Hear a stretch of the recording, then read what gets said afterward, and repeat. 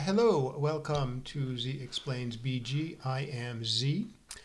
So today I'm going to be commentating the semifinals of the playoffs for these Wednesday night tournaments that I run. We have like a points race throughout the year, and top three players make the playoffs. The top player gets a bye, and then the other two players, second and third, they play in the semifinals of the playoffs. Best two out of three 7 point matches. I was actually the top points earner, so I'm in the finals waiting for the winner of the semifinals. And tonight, Dougie and Brad, the second and third players, second and third points winners, are going to be playing the semifinals match. So I'm going to be commentating both. They're both very strong players, obviously. So it's kind of a long. We've been playing for I don't know all season, 8 months or something, and so the cream the cream sort of rises to the top in these instances. So both Brad and Dougie are very, very, strong, capable players. So I'm expecting a pretty fun match, pretty well played match. I think they're getting started. I think they actually said they're getting started like after the Kentucky Derby finishes, and the Kentucky Derby started like a little bit before 7 o'clock. So I don't know how long horse races take, but I don't think it's that long. So we'll see. We'll see how long it takes them to get started, but it might still be a few minutes. Um, but yeah. So in the meantime, so these are short matches. These are 7 point matches. So I'll be talking probably during the match. I'll be talking a lot about how the various match score affects. Mostly the cube action, but also the checker play. Sort of a big thing in backgammon. I think one of the biggest differences between like an expert and intermediate player is the expert sort of understands, at some level anyways, how the match score affects, especially the cube action in the matches. Is sort of a big deal. I mean, I always tell people that when deciding whether to double or take or whatever, the match score is as important as the position itself. So if that's not like a big part of your thinking when deciding whether to like take or pass or double or not double during a match, it's sort of a big hole in the game, a big hole in your game. And I would I would advise people to pay more attention to how the match score affects various positions. Like often when things come up in matches for me, especially cube decisions. I'll look at the computer analysis with the cube decisions. Oh, I should have doubled when I didn't double, or I doubled when I shouldn't have doubled, or so on. I'll take that position and I'll look to see what it is, what it is at the score, and then I'll put it into the computer and ask, all right, what is it at like 0-0 in a long match, or for money or whatever, and see how and try to get a feel for how the match score affects things, and it can have like a really big effect. In fact, let me show you some stuff. A lot of the stuff with like short matches, I play like a ton of 5 point matches in my life, but a lot of the concepts have to do with sort of negotiating sort of like a four-away score. In other words, if you need 4 points, to win the match, you should be extremely aggressive and in gammonish positions when you win like a bunch of gammons. That's like a big argument for doubling, and it's like a big argument for the other guy to be conservative. Or the flip side is if your opponent is four-way, you need to be like very careful about taking gammonish cubes. In fact, let me show you a few things while we wait. Let me switch to XG mode. So, let me show you kind of a useful reference position that I think I've talked about on stream before. But let's say your opponent splits, you roll 5-5, and let's say you split with a 3-2. You rolled 5-5 and correctly attacked like this, and he danced. This is a good reference position to know. This is a double take, but the double is very close. And I'm talking about like for money, say, or maybe let's just say 0-0 in a 9 point match. Like it's a double, it's just barely a double, right? So you can make a few modifications to make this not a double. Like take away the blood in the outfield, Take away. This is probably better for white, right? Because he doesn't have that target out there.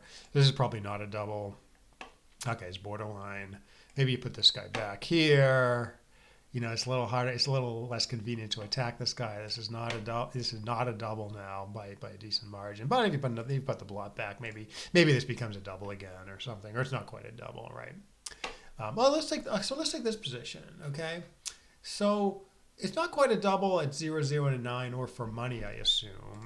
Money shouldn't matter. Although maybe you have a little bit of extra incentive to double for money because you want to activate your gammons. But yeah, say 0, 0, and a 9-point match. Let's say you're 4 away and you're just like maybe you're even winning the match by a little bit. So let's make this 7-point match. Oh, hey Brad. So we're gonna start in a minute. Hoping out now. Might join up. Okay, yeah, sounds good. Yeah. So I'm just gonna finish up this square. Feel free to start, but I'm just gonna finish up this explanation. So let's say you're playing a 7-point match. You have 3 points. Your opponent has 2 points. Now remember, this was not a double at 9 away, 9 away. Here it's 4 away, 5 away. So you're up in the match. You know, you need 4 points to win the match. Your opponent needs 5 points to win the match.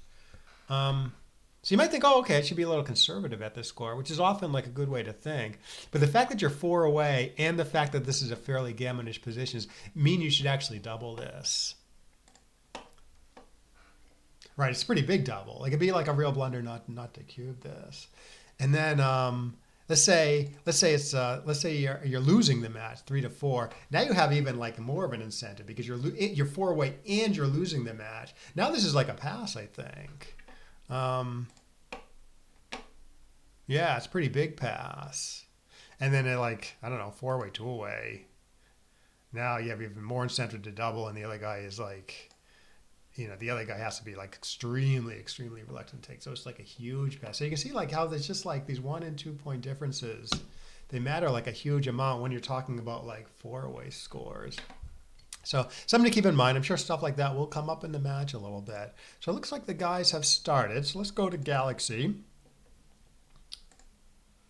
and take a look. So yeah, 7-point match. So it's Dougie on the bottom, Brad on the top. This is the first, so it's best 2 out of 3 7-point matches. This is the first match. All right, 2-1 from Brad. I assume he's going to clean up his blot in the outfield here so as not to get hit and slots. So this seems pretty reasonable. So a little bit, the stack on the midpoint is a little ugly, but it's probably better. It's probably better than leaving a shot in the outfield, I would assume. All right, 6-1. This looks pretty convenient.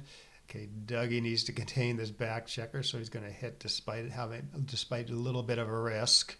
So 13 to 10, 9 to 7 is called for, which I'm sure he will find. He might be thinking a little bit about playing safely because the race is close and he's outboarded, but I'm pretty sure there's just enough upside. Okay, he goes into the safe play. Yeah, that's interesting. Yeah, he's worried about leaving a bunch of shots, but to me it seems like the upside is big enough, you know, to compensate for the shots here. Okay, so 3-1. I actually agree with not hitting here. I mean, you keep your anchor. You have to build your board. It seemed like there was enough incentive not to hit there. I would have hit with that 3-2 earlier though. Okay, so let's see. Dougie's on roll. Looks like Brad put his position together a little bit. So Brad's there's a decent sized favorite here, I guess, because he's he's on roll. He's down in the pip comp, but since he's on roll, he's up in the race a little bit. And, Blue could have a little problem getting off that anchor. Not if he rolls 4-4, though, so this is nice. Dougie takes the lead, so he should disengage probably entirely. He might be thinking a little bit about making the 14 and then doing something else. But no, this looks good. Just disengage as much as possible and up in the race. Other stuff is okay, too. But I think this is technically sound. 6-1. I mean, nothing wrong with 13 to 6. Might be slightly more accurate to play 13 to 7, 10 to 9. Sort of keep your you'll be able to sort of get a more efficient position if you keep it flexible in the outfield. This gets 2 crossovers, so it's all right. 5-3. You sort of want to aim for like sort of a triangle-y position. Like one efficient position is you have one efficient position that like both players could actually aim for. is 5 on the 6, 4 on the 5, 3 on the 4, 2 on the 3, and 1 on the 2. So you form like this perfect 5, 4, 3, 2, 1 triangle. That's like a very efficient position to aim for. The most efficient position, I think, is not that though. I think for a while, like old school players used to think that was the most efficient position, the 5, 4, 3, 2, 1 position.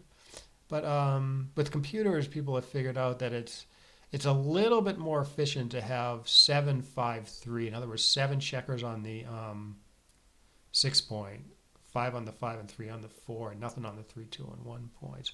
Efficiency being you on average you're going to waste the least amount of pips when bearing off. So that's another good position to aim for. In fact, Brad's sort of aiming for it, although he has that checker on his deuce, which prevents him from getting it. But okay, yeah, Dougie, this looks okay. Probably would have put a checker on the 4 point there, but not a big deal. 6-2, 2 crossovers, nice. Definitely put a checker on the 4. Yeah, you don't want to be too thin on the 4. Nice 5-5 by Brad. So he's 67, 75. He's up 8. He's up 4. Doesn't quite look like a cube, although maybe it's getting a little close. Both players are like almost as efficient as they can be. Yeah, if he had like one more pip there, I think would have been a cube. Glad he didn't cube. Unless Dougie was passing, which he wasn't. All right, now Dougie's in control, but doesn't have anything yet. Just one pip. Yeah, so mostly what I use when when the efficiency is about equal, I use the 8-9-12 rule for like long and medium races, which means you should double. You should have an initial double when you're up 8% or more of the leader's pip count. And Brad, neither player was quite there. All things being equal, that is, efficiency being equal, match score not a big deal. 5-5 is probably a good roll. I don't know. Didn't get any off, but this prevents it from missing later. So let's see. This is going to be kind of a lopsided position. Let's see what's going on here. I mean, Pipcon alone, obviously, it looks like double pass, but boy, the efficiency is quite different. Let's see. 1, 2, 3, 4. Okay, yeah. Let's see. That's like a 5 roll-ish position. Worse than a 5 roll. Another thing I do sometimes is EPC, effective pip count. So you can search for that online. There's some stuff online about it. It looks like Brad passed quickly, so maybe Brad had a good handle on it. That wasn't immediately obvious to me what was going on, but I guess Brad had a decent handle on it. 6-3. Okay, so this is Brad 6-3. I assume he's just running from the front here. 4-4. Oh, let's see how Dougie plays this one. All sorts of plays. You just sort of uncompromisingly make the 5 point like Dougie did. Yeah, this is sort of uncompromisingly good. I mean, 9. You could have tried escaping also, but yeah, I don't know. Dougie's play is certainly reasonable. Oh, he does get to escape next turn, and then it looks like he should be having a cube here. Probably should go double take. Let's see, 129 to 134. He's only up a few pips. Actually, the double seems like more of the question than the take. So maybe no double's okay, given that it's such an easy take on the race alone. If he had like one more innerboard point here, you probably would have pulled the trigger there. 6-6. All right, now Brad has taken. Well, he's going to be up 3 pips in the pip count. So I'm wondering if he's going to try to escape the last man. Jump out to the 18 point. Kind of gives a triple shot though. Well, he's not really up in the race, and some blue's going to be on roll. The computer loves to jump out with this last checker to the 18 point and just say, all right, it's tremendous when missed, and it keeps you from making an innerboard point if you have to hit loose on the bar point. But I don't know here because the race isn't favorable for white.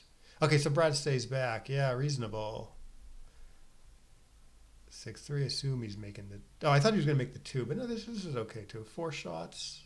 4 shots for the better point, better distribution. Might be worth it while white has the blot. And then, okay, so he's down 2 pips now, but he's got good structure. I guess no double's okay. I would have thought about it a little more, but Dougie probably has the right idea there. 5-5. These guys are rolling big. And then, well, he's going to lose his market if he can. It seems like a pretty solid take now. He's going to lose his market if he makes the bar point. But there's not a ton of rolls that do that. Losing the market means on the next roll, the other guy is going to have a pass. So it's sort of a necessary requirement for having a correct double. 5-3, play safely. Let's see if Brad can jump. No. Okay, let's see if Dougie pulls the trigger. Now he has some market losers where he points on the ace, in addition to sort of rolling big doubles. Yeah, again, I would have taken a good look at that. Okay, now he's gonna pull the trigger, I'm sure. Now that the race isn't so, well, maybe not. I mean, I think this is a double, but maybe he's not gonna cube this. I think he might be able to actually hit loose with numbers. Like, say he rolls like a 2-1 here. He, again, even against the strong board, he may want to consider hitting. Because let's say he hits with a 2-1 and then white comes back with like a 1-4, 1-5, 1-3, even 1-2. He has to crack his board to do it. So, okay, so let's see how Dougie plays this. I wonder if he's going to hit or not. If he doesn't hit, I mean, white gets to pop with the 6, and then he's winning. Okay, so Dougie's thinking, oh, great shot. Yeah, Dougie was thinking similarly to me there, where like he's not paying big to like a lot of the aces, and if white doesn't roll an ace, it's like tremendous to hit there. So yeah, I might have done what Dougie did, but it's not an obvious play by any means. Okay, so 5-5. Brad plays on for a roll now. Plays on for the gammon. He's got a bunch of blot numbers here, but he thinks he has enough gammon chances to play on here. It's a little scary against Blue's strong board. And I mean, his safest play should be just to bring the guy in. You don't want to leave two shots just to maybe avoid blot numbers later. Maybe you're cashing the dances though in this case. He's thinking, oh, okay, so I clear the 5. Oh, it's actually 4 shots. I don't know. He's getting hit 11% of the time here. There's 11% immediate losses. This seems suspicious. Oh, he got punished. If it was 2 shots, maybe do something like what Brad did. 4 shots, that seems like a stretch. Okay, oh wow, why didn't Dougie double that? That's weird not to cube that. Because now we can like hit with abandon. So that might be, I think that's a pass already. And now it's going to get double pass, I assume.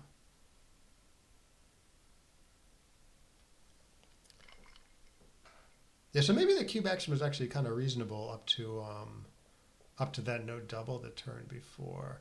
Although I think, actually against the closed board, I think I probably would have pulled the trigger as Dougie, before he hit with that 6-4.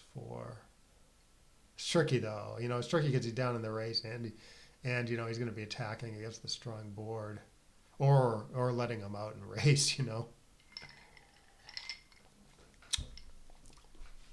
So 5-2, all right, so he goes to the safe play. I mean, standard thing is to sort of hit there, but I guess he's a little worried about the being against the stronger board. Probably would have found some sort of hit though. Huh. 3-2. Oh. Okay, so 24-21, 6-4 looks pretty clean to me because you're stacking that heavy 6 point. There's just 5 guys there. So I like that deuce versus maybe 13-11, which doesn't, which you want to stack the heavier points. So even though it might be a little hard to clean up next turn after my play, I kind of like it. Okay, Brad goes with it. Yeah, maybe he was also thinking a little bit about hitting because he has the stronger board and actually hitting on the ace point. It goes up in value when the other guy split with the 6. But I like locking up the anchor's got a lot of value anyways. Okay, so he forgoes hitting there to build his 5 point. I see. If he hit, the last one was sort of bad. Yeah. Okay, so this is no double. Even down 0-2, I think. Down 0-2 is not. It's certainly not crazy to cube this. So hit covered dance is like a huge market loser. It sort of takes a sequence like that though, or some colossal big double from white to lose the market big. Okay, so he goes with it. Yeah, maybe. You wouldn't double this. I don't think you would double this at 0-0, but maybe down 0-2 in a short match, you have quite a bit extra incentive to cube. So maybe that's actually correct, but it seems like the double no double decision is the question. He could have hit there. Either make the two or play 6-4, 6-2. Yeah, I might have found some hit given that it wins more gammons, and this doesn't look that good because it gives blue his whole roll to either hit or anchor or escape or something. Huh. Interesting. Maybe he didn't see it. Maybe he was like concentrated on like hitting off the 7, which wouldn't have been right. Positionally, Brad's play looks quite clean, but it looked like with that blot on the bar point, maybe tactics should have dominated there. Yeah, that might be interesting to look at after the match. We can take a quick look at the Galaxy analysis between the matches. Okay, nice 5-1 from Dougie. 3-1. Okay, he's got a hit now, which he will right now. Good. And then Dougie's hoping for 7, 8, or 9. 2, 3. I mean, probably he's entering on the 2 and playing 14-11. Sort of a big premium I'm hitting here, though, because white is so flexible and has all those blots in the outfield. So I'm thinking like a real candidate is entering with the 3 and then hitting 5-3 with the 2. Sort of keep white off balance a little bit. Keep him from like using his whole roll to like attack or build good points. So what so what happened there? Oh no, he did that. He just did he did just sort of play safely. Interesting. And then Brad's thinking about hitting now. So let's see. Okay, so he goes after him. Gets to make the 8 point at the same time. 3-5, pretty good for a non-hit because he gets to enter and clean up that blot in the outfield. 6-4. That's where the win might be 13-3. Okay, so he goes with this more solid idea. Yeah, I can't fault him for this for sure. All right, 5-2. Okay, he clears the 10 point cleanly. 6-1. Okay, doesn't play that great, but 16-9 is sort of jumping out at me. Obviously it's a direct shot, but he doesn't roll a 6, and you get to go after blue a lot. And everything else is just sort of purely destructive, Like he might be thinking about like 16-10, 2-1, but the loss of the board seems quite significant, and it's sort of hard to put back together. Yes, I would do exactly what Brad did. Oh, nice roll by Dougie. So I actually don't know what the take point on the recube is here. I mean, he's got to take more aggressively than for money. So Dougie needs to be quite conservative when offering a 4 cube here. And I'm just saying this because Dougie's up in the match and he's offering like a 4 cube, and he could lose 8 when he doubles and Brad doubles back. So he has to be quite conservative. Take points probably something like 18%, I'm guessing, 19%, something in that ballpark. So so this would be a big take for money. So no double at the score, obviously. 3-2. Well, probably would make the 3 here. Some argument for making the 1 because it keeps white from like leaving a checker on the midpoint in some variations. But actually, white isn't too keen on doing that anyways. Like, say he plays 13-5 here, and blue's happy to hit with 1-4, 1-5, and I don't know if white's gaining that much. So I think actually both players played that perfectly the last couple of rolls. 6-2. Okay, I like this play. Sort of absorbs most, as many pips as possible. 6-1. Oh, let's see what Dougie does here. I never know when to leave the shot on the midpoint. I mean, I probably would end up doing something like this, although maybe making the 2 point was slightly better than this. Maybe. I mean, this locks up the board, so it keeps white from trying anything like leaving the anchor early or something. He would like to play out with the 5 to provoke a little contact, but against blues like clean board, I guess he can't do that. 5-2.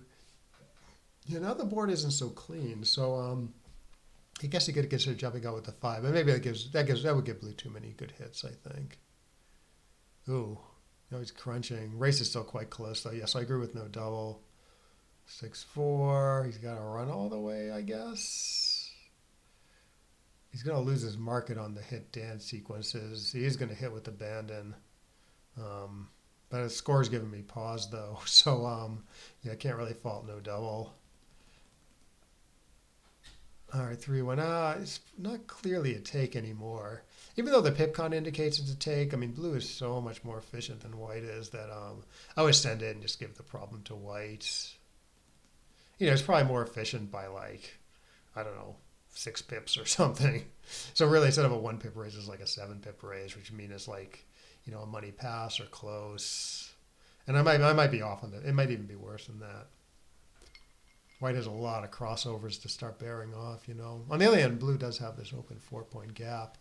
So this is a little tough. I mean, one thing you could do here, there's something called the Keith count, which is sort of it gives you a, tells you whether like it's a money double or a money pass. So it's like a racing formula.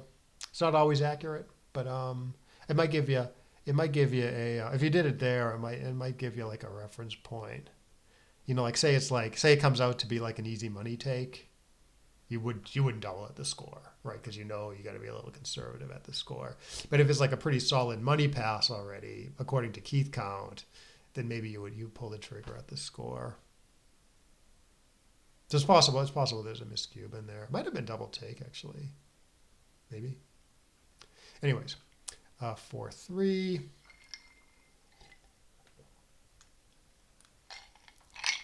Usually I like to bring 2 down with a 4-3, but that both wins and loses more gammons, which means if you're up in the match like this, up pretty big in the match like this, you shouldn't do it. Because you up the gammons for both sides, you make the cube more useful for the trailer and less useful for the leader. So what Dougie did is technically correct. Meanwhile, Brad should be playing pretty aggressively here, so we'll hit, and actually hitting is the sort of the standard play anyways. Okay, 6-1. I guess he's just making the 7. Possibly doubling the bad numbers at this score. He should be extremely aggressive at this 7-away, 3-away score. Score's so lopsided, you know. So, like, I don't know, like a 5-1 here, like I would already pull the trigger, you know. 2-1. 2-1 I'd probably double also. Might depend a little bit on how blue plays this, though. Yeah. Yeah, so this is still a pretty easy take at the score. Double, no double seems like the question. Yeah, double's pretty reasonable. I would probably pull the trigger also. So this sort of gives you a gauge on like how aggressive you should be at this 7-away, 3-away score, you know. Okay, this is Brad's 2-1. So making the 5 looks like a pretty big upgrade, given that there's like this big stack on the 6 point. Yeah, I might have actually made the 5 point there. And then Dan. Okay, so Dougie can't really double at this score because he doubles to 4. Brad gets to double him right back to 8.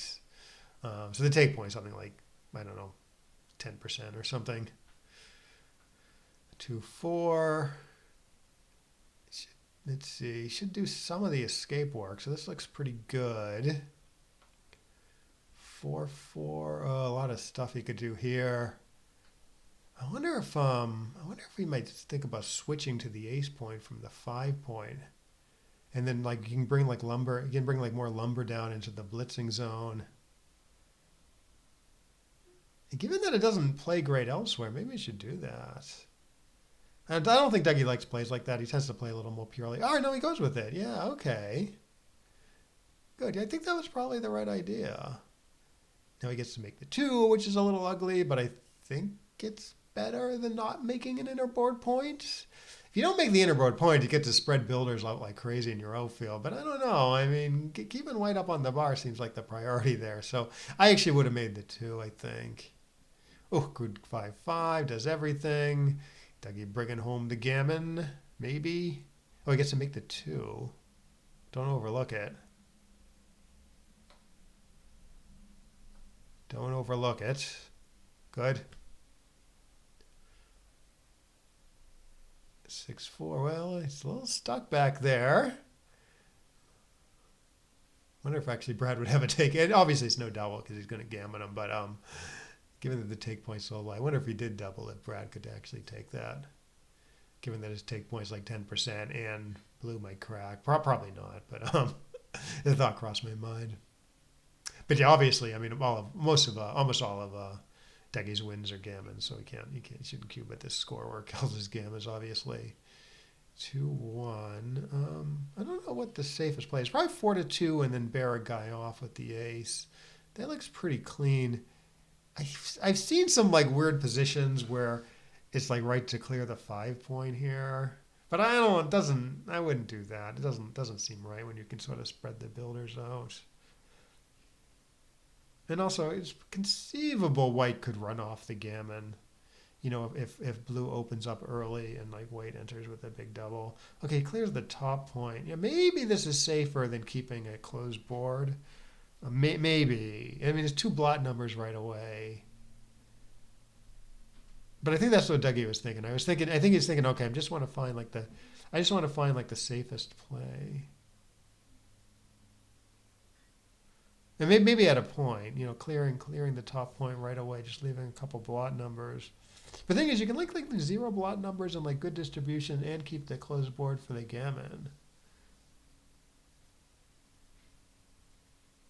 Yeah, I think he was thinking maybe the gammon is just locked up enough. So he goes with that. He thinks of the safest play, and he might be right. But like I said, I would have kept a closed board there. All right, 4-1. This is okay. I mean, 13-9 is probably a little better with the 4 for extra flexibility because he's got 2 guys on his 13. So you want, for flexibility purposes, you don't want the checkers on the same points. And then that's all she wrote.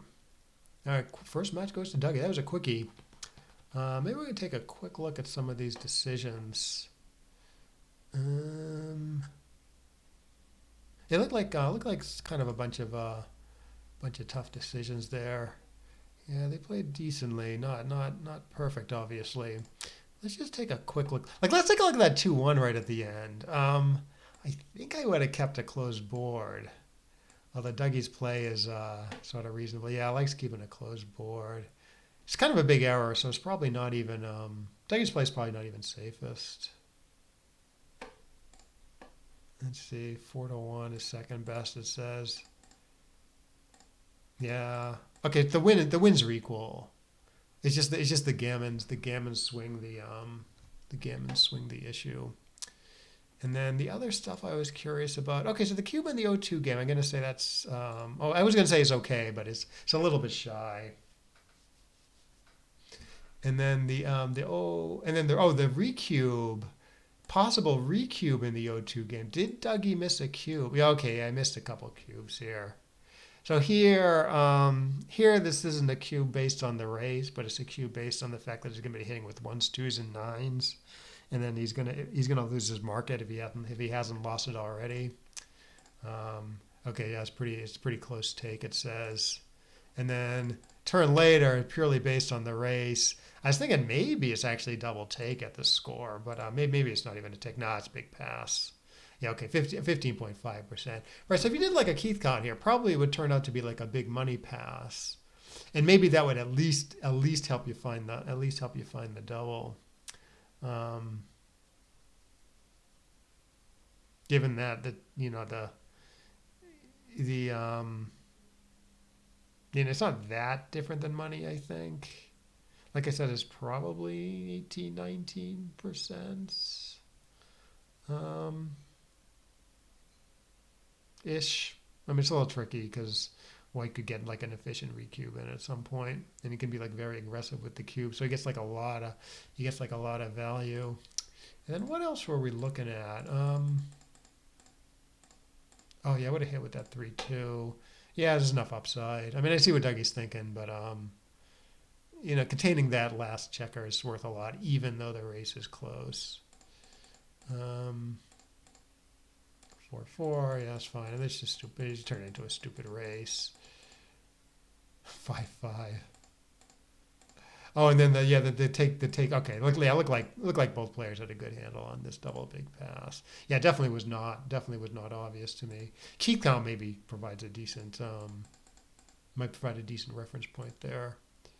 Oh, I thought I liked. It does like hitting here. Yeah, I thought Brad's play was good, kind of clean, But the computer wants to go right after the gammon by hitting. I bet Brad's play wins a little more. 44 points. No, even hitting looks to be like the best for the win also. Yeah, so when your opponent splits with a 6 in the opening, say opens with like a 6-2 or something, and then you roll like a 5, 5-4 or something. It's always like kind of okay to hit 6-1 with the 5 because Blue's like here, Blue's threatening to anchor with a 6. He's got a lot of rolls to make this great anchor. Hitting really cuts down on that possibility. So I'm not shocked that hitting is a candidate there. Okay, double. Yeah, doubles. Oh yeah, this is the double we looked at. 4-2. Oh yeah, I think maybe Brad just kind of overlooked some sort of hit option. He might have been thinking about, should I hit on the 7? And then if I don't hit on the 7, then I'll have to make some clean play. But he maybe overlooked options to hit off the 2. Okay, he likes making the 2. Reasonable given that there's a blot here. I mean, second best is probably 6-2, 6-4. Well, that does duplicate the 6s. Yeah.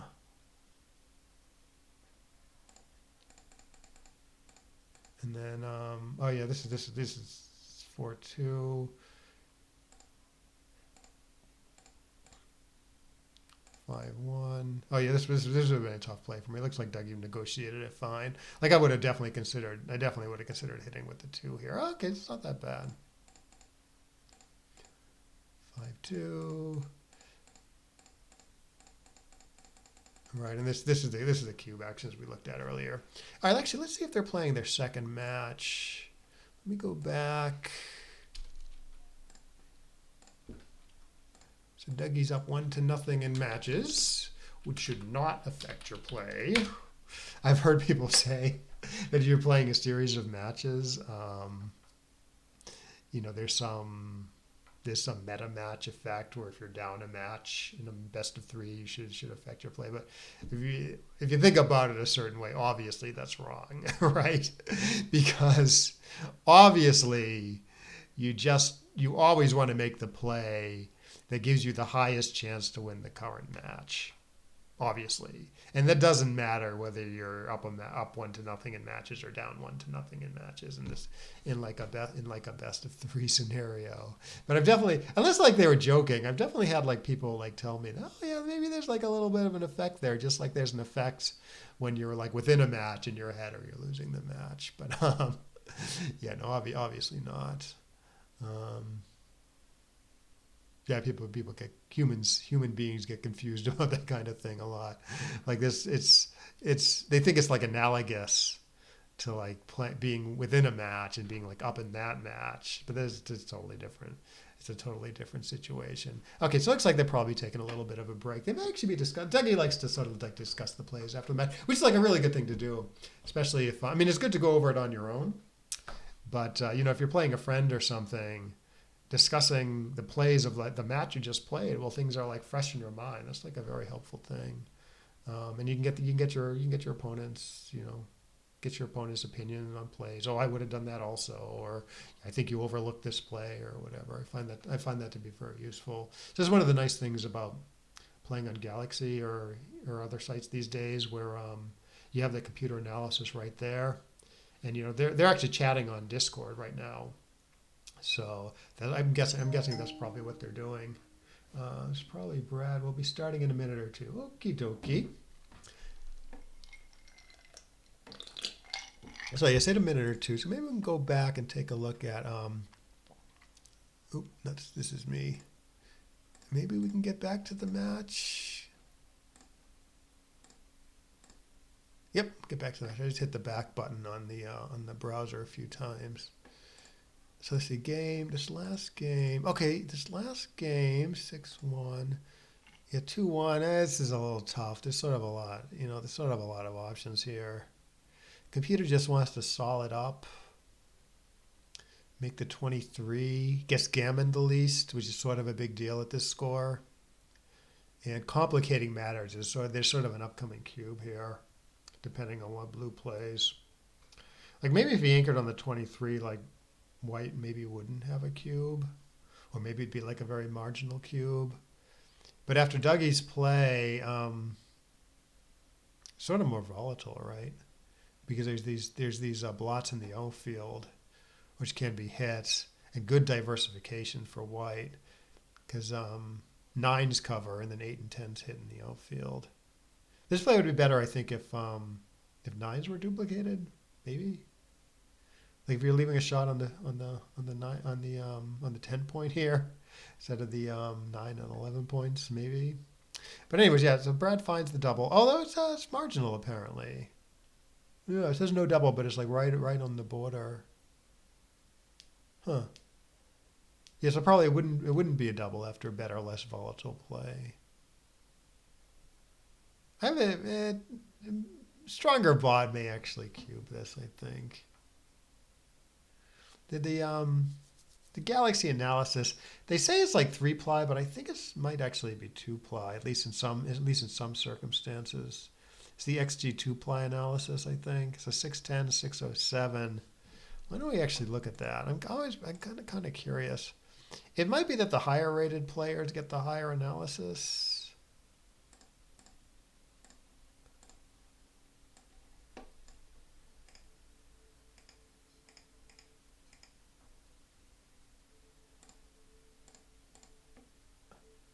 Okay, so it's 04 to 7. So let's see.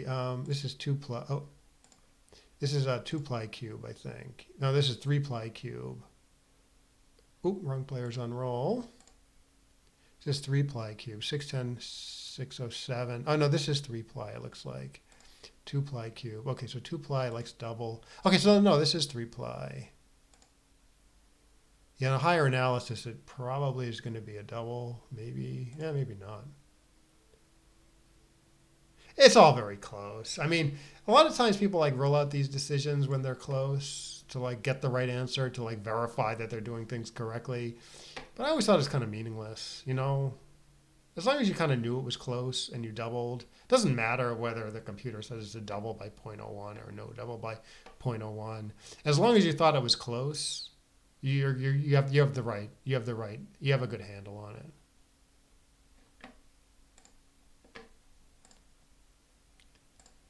Okay, they are playing again.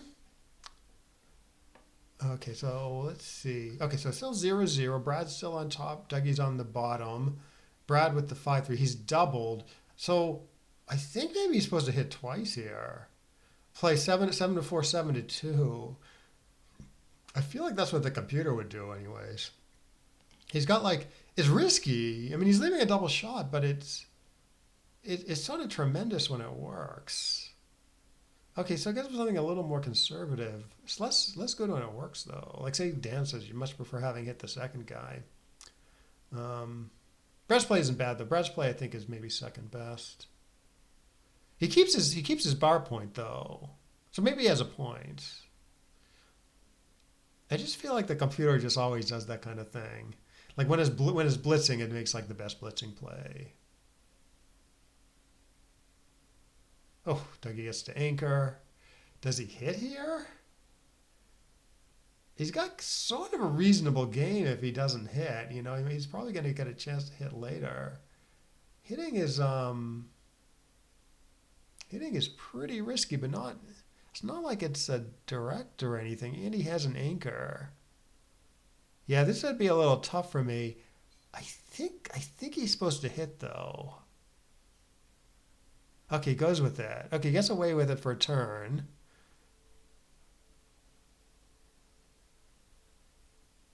Uh, 3-5, pretty ugly. You can stay a little bit out of harm's way by entering on the 3 maybe. And 5 plays a little better than the 3 on the other side of the board anyways. He's still pretty much in harm's way, but maybe it's a little less convenient for blue to attack him on the 3 point than on the 5 point. So I do sort of like how Brad played that one. All right, 2-6. Okay, yeah, this looks cleanest, I guess. 5-5. Oh, he hits him on the 11. Oh my goodness. So it's probably making the 11, I would assume. 5-4, and then he should cube this, I think, and he probably should go double pass. Even though White's up in the race, I think when things go well for blue, he wins the match, right? He wins 8, and when things don't go well, I don't think White may White. Well, you say White gets lucky in anchors. I mean, he's still losing, right? I mean, he has a take in that case, but seems like the downside is like bigger than the upside here from taking. I'd be very scared of losing 8. Maybe if White's board was perfect, he could take this. But White's board is just in disarray, so if he gets lucky and hits, it's not like he's a big favorite.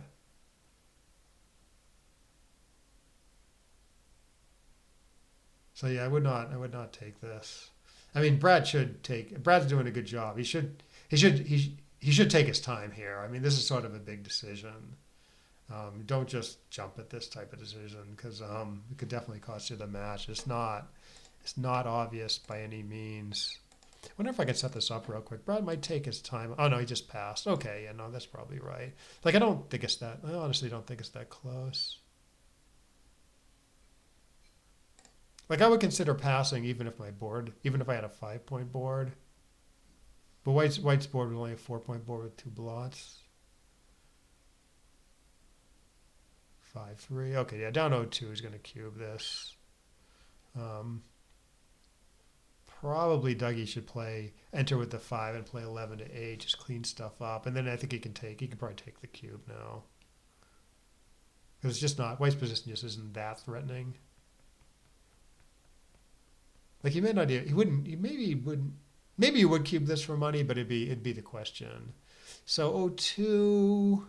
Have a little more incentive to pass, but maybe it's not quite there. Seems like the take pass is maybe more the question, but I think maybe it's still a pretty solid take. No other blots other than the 2 in the backfield. It's only 3-point board. It's a little bit cheesy. White split though, which is nice. I mean, maybe this is a little stronger than I'm giving credit for, but yeah, I still would not pass this. So I can maybe set this up in time in XG, but Dougie takes his time. I think they know I am streaming, so maybe they feel okay about taking their time, giving me a chance to commentate. So let's see, 2-zip. Yeah, this is XG. This is the position. Okay, so Dougie actually passed that. I think it's a take though. All right, let's give the plus eval and we'll go back to the match. Yeah, pretty big take. 4-0, you'd probably you might pass that. Okay, no, still even a take at 4-0. Yeah, I guess it's just not that threatening. 3-2. Oh, right, like here, like 5-1, 6-1 is a play because the guy split with the 6. Usually you're doing it with 5-2 or something, so you get to split at the same time. But here, here you don't get to split. It's still sort of a candidate. I'm not saying it's right. I mean, in fact, I might have done something more normal looking where I split and bring a checker down, maybe. But I'm not sure maybe Dougie has a point there with the hit. Stronger board, hitting as the guy split with the 6. So certainly possible. Oh, 1-1 from Brad. Nice. Let's see what he does. He's obviously making the 5-point, and then obviously upgrading to the 7 is a bit of an upgrade, but you're giving up your 8-point to do it. So okay, so he makes this other improvement where he gets he improves the position of the builder in his outfield, and he plays safely in blue's outfield. So I think he thinks that's worth more than the upgrade from the 8 to the 7, and I kind of buy it also. So I do like how Brad played it. And then here you can maybe double. I mean, you got a pretty solid edge. I wouldn't pass this by any means, but score maybe argues a little bit for cubing a little aggressively. And obviously he's winning. I mean, 3 men back versus 1, somewhat better structure, somewhat better builders. To me, this adds up to like kind of strong double and take. Let's see if Dougie. I mean, Dougie could maybe Dougie passed the other one, so maybe he's passing this one. But again, I would take this. Again, I might try setting this up. Oh, the colors on Galaxy do kind of match the colors on my in my XG, which is kind of nice. So it's 1-0. Okay, yeah, Dougie did pass again. Interesting. So this is the position. Okay, maybe this is closer than last time. Yeah, still a pretty solid take. In fact, the double's a little marginal. Okay, let's go back to Galaxy. 4-1. Standard to me seems to be hit twice. Okay, 5 away, 5 away.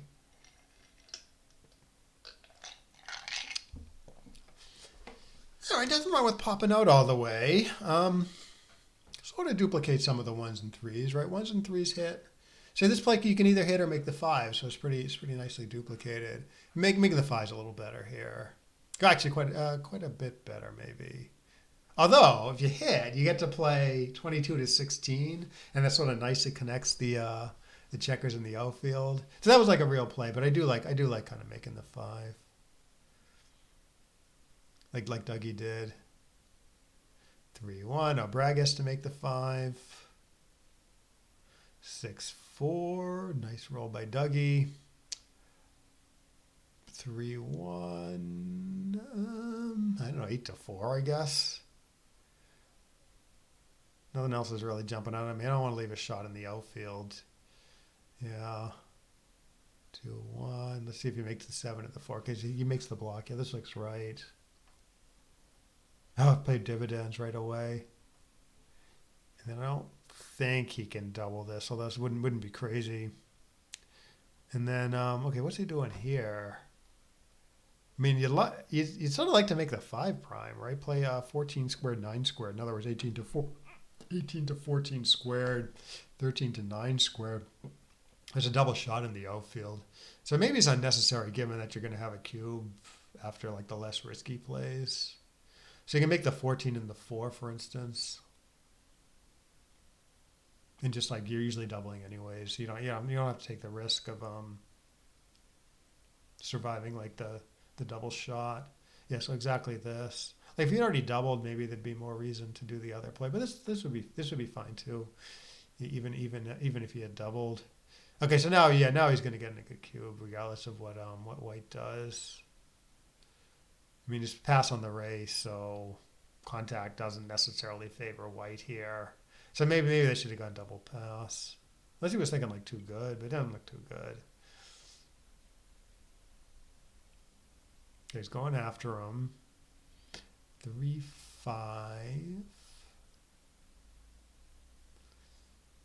Let's see if he pulls the trigger. No, that's still no double. Interesting. 6-3. Okay, he can put his board together, but he has to leave a shot on the ace point. 2-5. Okay, I guess I just hang back there and hope not to get doubled again. And now, I mean,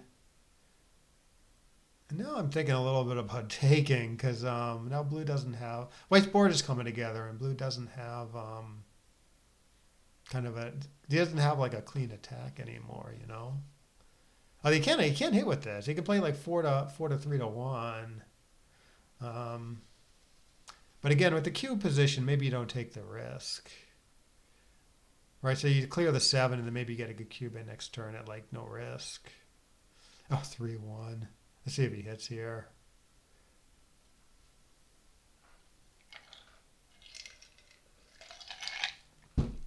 It's a double shot if he hits. Yeah, this would not be obvious to me.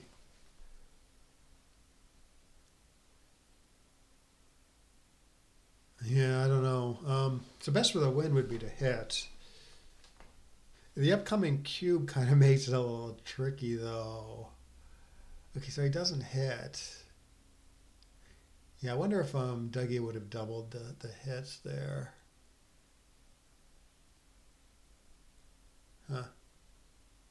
All right, I guess I play safe here. I'm not really seeing any other great option. 4-2. Okay. Now double seems a little murkier, but maybe no double's okay now because it's just so hard for blue to come home. In fact, I don't know what he's supposed to do with this. There he goes after it goes this crazy hit play. He's got kind of great threes and decent sixes. Yeah, I wonder if he could have played like 13-5 or something. Kept a better position. I don't know though. That's a tough play. 5-2. It's a little tough to come home now, but he's well up in the race, and White's board isn't together. So I don't know. See, it does seem like a take now. Because White's likely going to enter next turn and like have a lot of great contact left. So okay, so Dougie's probably thinking similarly. He wants to make like a little bit more progress and then cube, which he does. And then, boy, he got away with like he really got away with spreading out his checkers there. So it does seem like a pass now. Sort of argues for a double last turn, but seemed like a pretty clear take last turn to me. I could be off though. I could be off. That's a very unusual looking position. 2-2. So Brad is obviously going to make his 4 and probably the 22 because Blue's kind of built up a little bit of a prime of his own. He's got like this. He's got his 5-point made, so you can counteract that by like making a somewhat advanced anchor, even though the 3-point anchor isn't all that great usually. 5-1. Okay, gets to slot the 7. That's good when it works.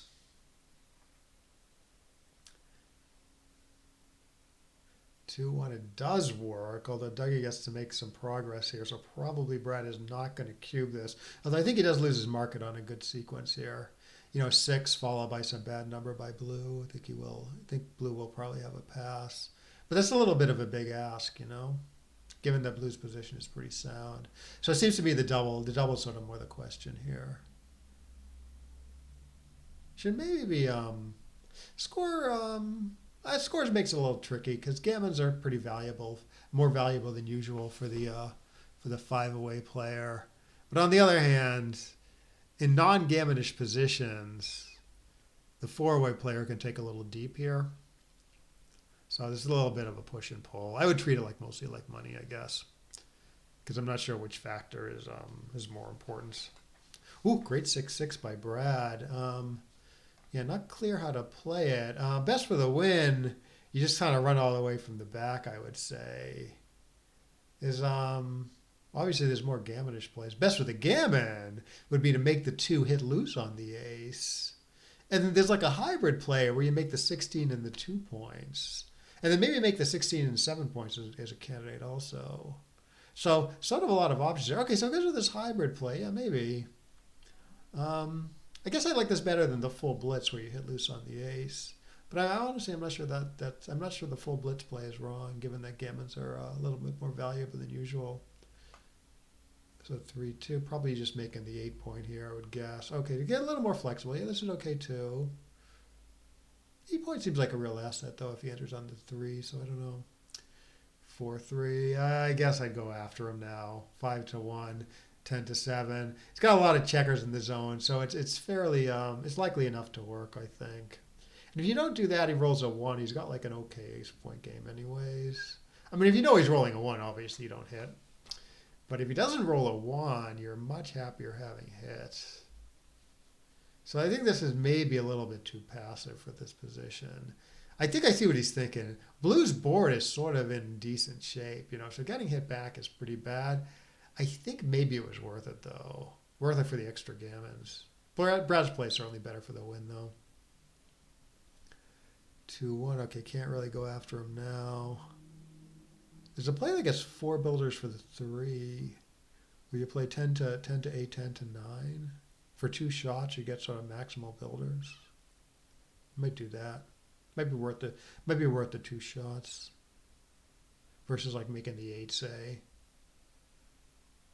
Yeah, if Blue's board was like a lot stronger, I wouldn't do this. But this is good. Yeah, good. Okay, Brad went with it. Okay, let's see if he goes after him now. Now he's got like all the lumber in the area, right? So maybe it's a little easier to find now. On the other hand, it's closer to home, so he doesn't. He's maybe thinking he doesn't need to take the risk and he just can win the game without attacking. But still, I'd go after him. I'd probably play like 16 to 10, 5 to 1.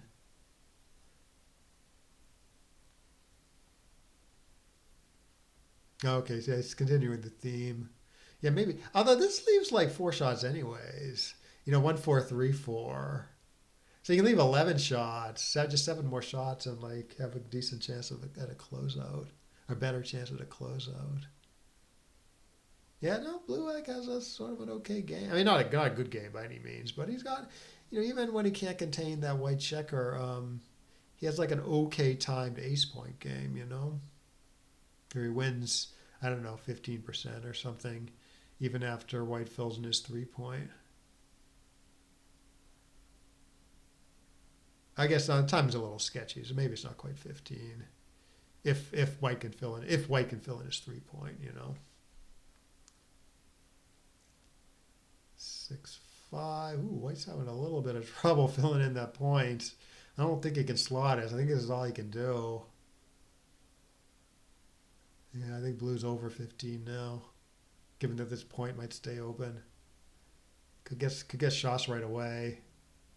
4-2. This is not a blot number unless he wants to bite the bullet and fill in the 3-point. Okay, no, he does something saner. I can buy it. Given blue's perfect position. 5-3. Okay, not too bad, all things considered. 6-3. Okay, 6-5 is a shot. 6-4, big miss. So I don't know. I mean, if your only goal is to hit, obviously you keep the anchor. You're compromising your front position and you're wasting pips for the gammon save, though. So I don't know. 2-1 is another blot. I think this is a shot if I'm looking at this right. At least he gets to hit on. Maybe blue enters. When blue misses, maybe he enters high, with the 6-5 or something, gets out of your hair. So I kind of like that plan. So you bear check, yeah, exactly this. You bear checker off and hit with the ace. Hopefully you get him out of your hair, which did not work. All right, so after ripping the 6, you leave in a couple extra shots by playing 4-1. It's cleaner when missed though. Cleaner when hit also. So maybe it's worth it. So 6-3. 2 extra shots. Okay, no, he minimizes shots. Right, see now, I mean, maybe it's not too likely, but white may have to pop another checker loose here. Like if he enters right away with like a 1-3 or something. And if you have blue danced or something, it might not be that might not be that easy to clean up white's position. So maybe that was a close play with that straight 3. Okay, so what's going on here? Let's see the take point. Take point's actually around 25%. So maybe this is actually a pass. Maybe this was actually a pass already. I mean, 6 off. 6. So that 6 checkers off would normally indicate a take, but the take point's actually a bit elevated, even though Brad gets to redouble to 4 right away, redouble to 8 right away, and white has the gaps. Okay, so Brad got a lucky hit. There might have been an opportunity in there to cash the game in, though.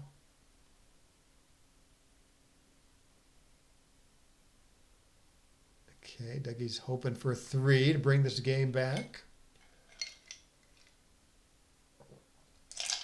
Does not get it. Looks like Brad is likely to win 2, although it's not gin by any means. Oh, I wonder if he's going to play 4-1 with the 3 here. So to keep things spread out. Yeah, I kind of like it. It looks like he's just going to miss forever if he did the other play. 6-5, gets to put another checker on the ace. Good. 5-3, only gets 1 off. 4-1 gets 2 off. Looks like Dougie's behind by a couple rolls. 3 rolls. All right, so it's going to be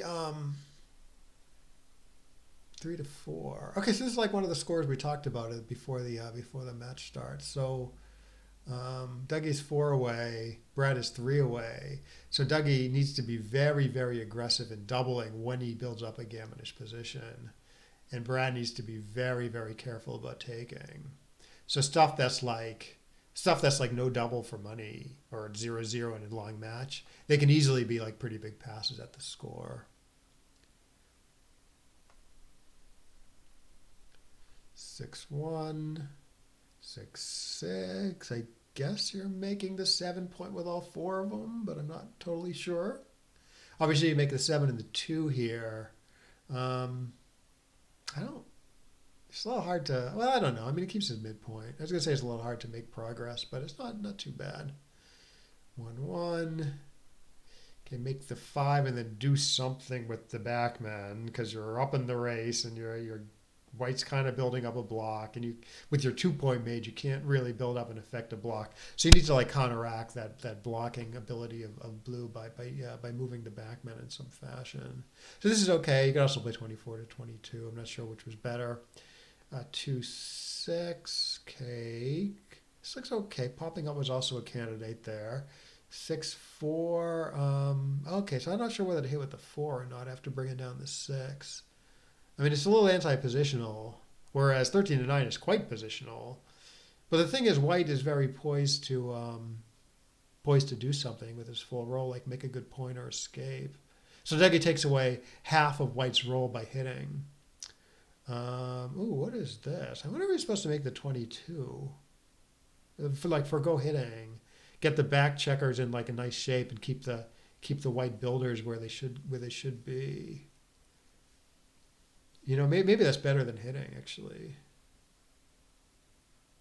Yeah. I mean, if the three played productively on the other side of the board, I would like hitting. But because the 3 is like sort of destructive,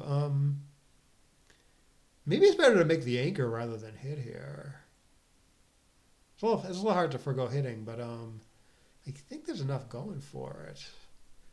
I could be right or wrong by a lot here, though. I got kind of a big range on what this is. I've definitely seen similar plays, though. So let's see what Brad does.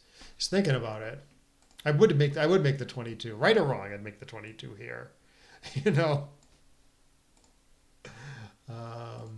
In fact, the score argues for making the 22 because yeah. So this is actually maybe this is clearer than I was thinking at the score.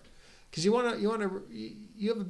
benefit from reducing the gammons for both sides because that makes the cube it makes the cube more useful for you and less useful for your opponent when you're up in the match like this and you reduce the gammons for both sides. So I think maybe it's not that close. If the score is reversed, if the 4-away player had that 3-2, it might be different. Okay, so Dougie on roll. Obviously no double, because he's not really winning, it looks like. He just might be taking a little bit of a break. I wonder if I can put that 3-2 in the computer real quick. Like I'm thinking now it's not close. And Brad did it exactly correct.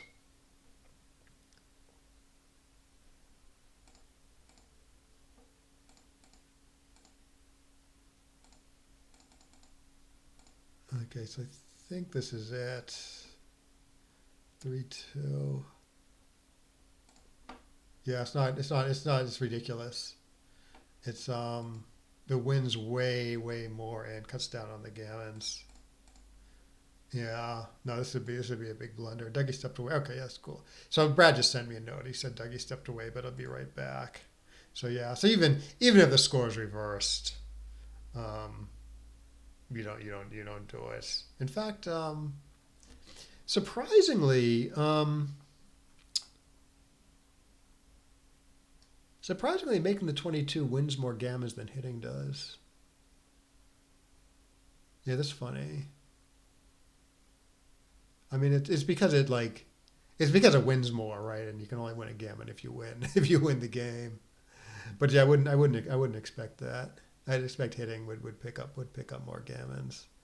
So yeah, and it cuts down on being gammon. All right, let's go back to the match. Okie dokie, 2-1. Okay, making the 4 seems like it's worth the risk here. So this is Brad. This is White's 2-1. It's sort of a big upgrade. Oh, Dougie gets a nice shot. And then he can cube the dances here at least. At the score anyways. But the White comes back with a pretty decent number. Like it wouldn't be crazy to cube at the score here, even though it's just, he's not like, doesn't have like a clear advantage. But although he's got three white men back, I guess he's winning and it's fairly gammonish. So actually I think that is technically a cube there. Sort of reduces the value of the other guy's gammons when you double at this score also, because the other guy just needs 3 points to win the match, so he can't use all 4 points for a double gammon, and he doesn't get as much recube vig. So actually that might have been actually a pretty big cube there for blue. In fact, I should cube this again.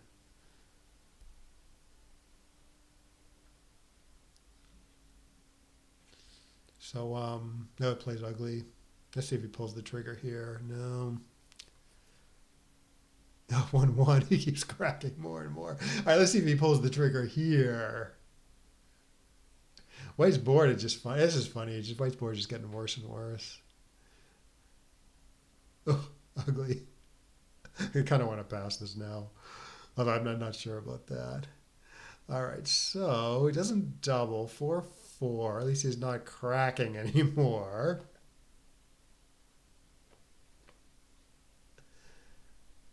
And then Dougie. Okay, so is Dougie gonna pull the trigger now? No. Well, he's being very kind to Brad. Okay, now Brad gets this nice 5-2. Pops out. 1-2. It kind of. I was going to say kind of duplicates the 5s if you play 13 to 11, because it's like 5s to upgrade the white anchor to the 17 and 5s to hit. So maybe there's a good play there. Oh, 1-2 from Brad. 6-3. Oh, I don't know what this is.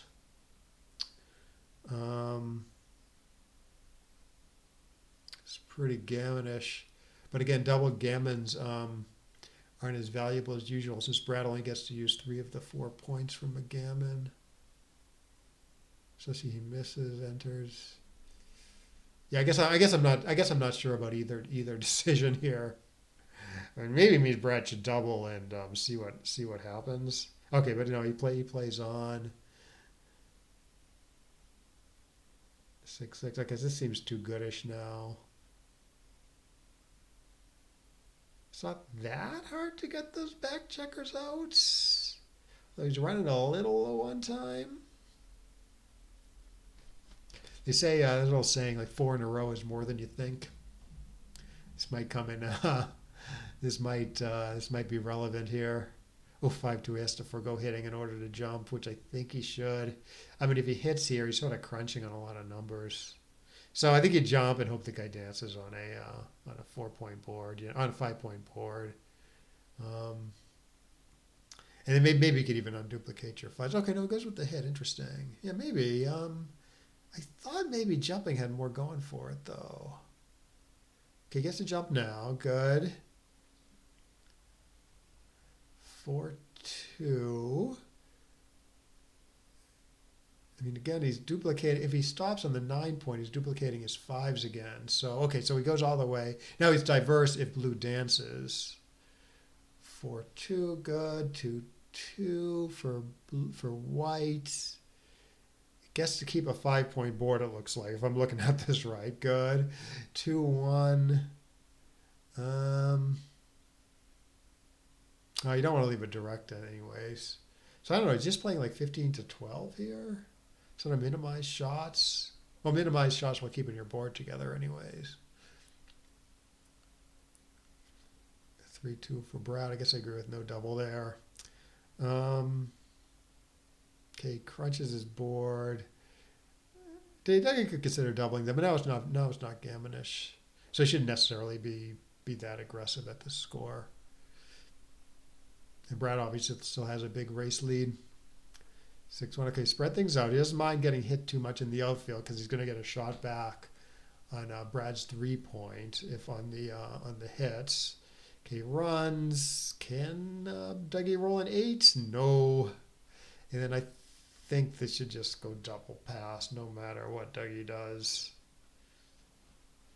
I guess he could maybe split with the 3 and then bring in the 6. Maybe confuses Brad into not doubling. But yeah, no, I think everything should just go double pass, I guess. Hard to believe this would be a take.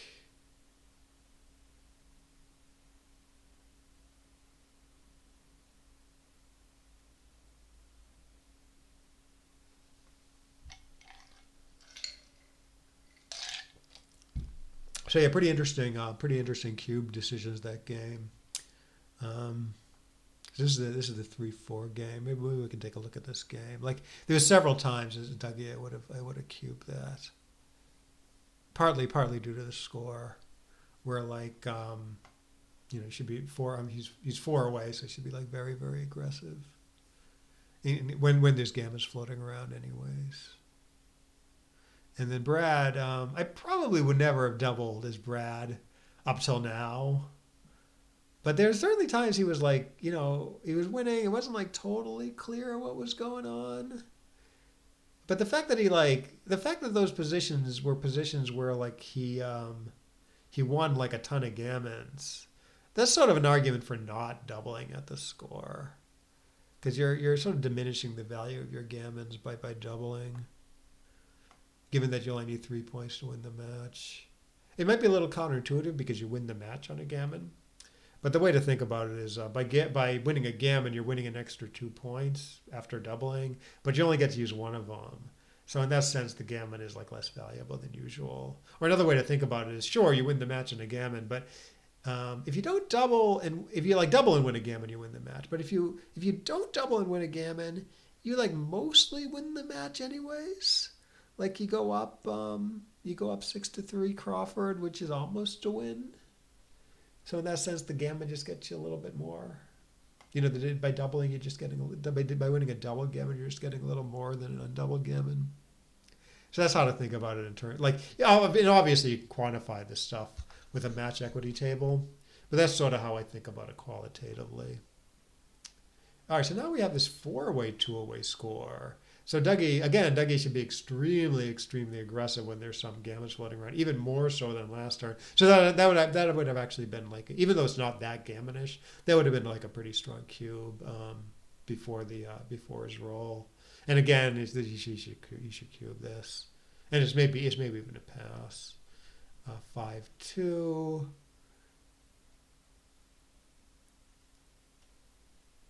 Okay, so what's going on here? Again, I would cube. I don't know about the take pass decision.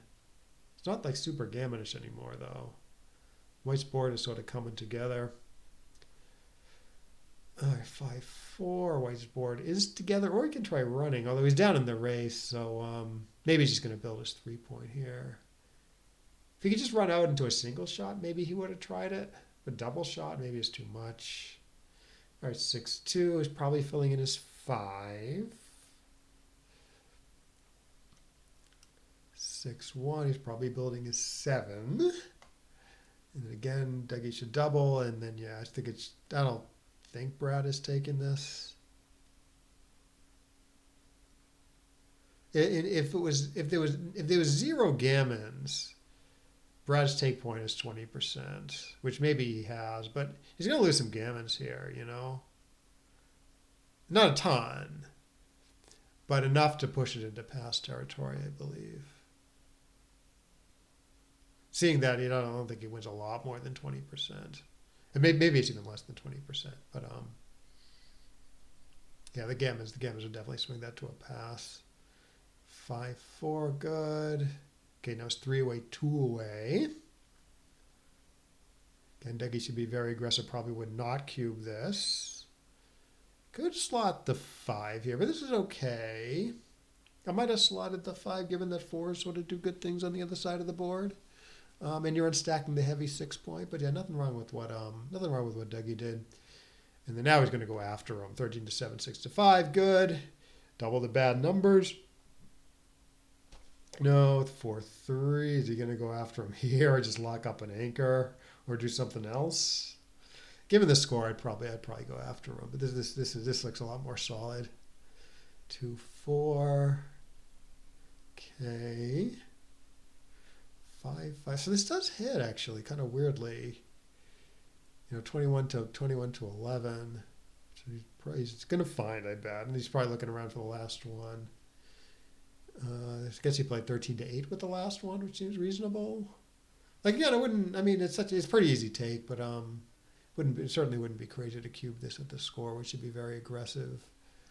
5-2. I guess he's just making the forward anchor here. Making the 18-point anchor. Good. 4-4. Okay, I should pull the trigger now.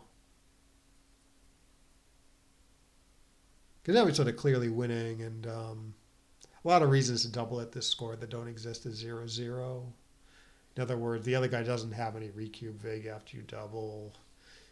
As gammons only become worth what a single game is worth, and your gammons are still fairly valuable after cubing, although less valuable than for money, say, than for doubled money.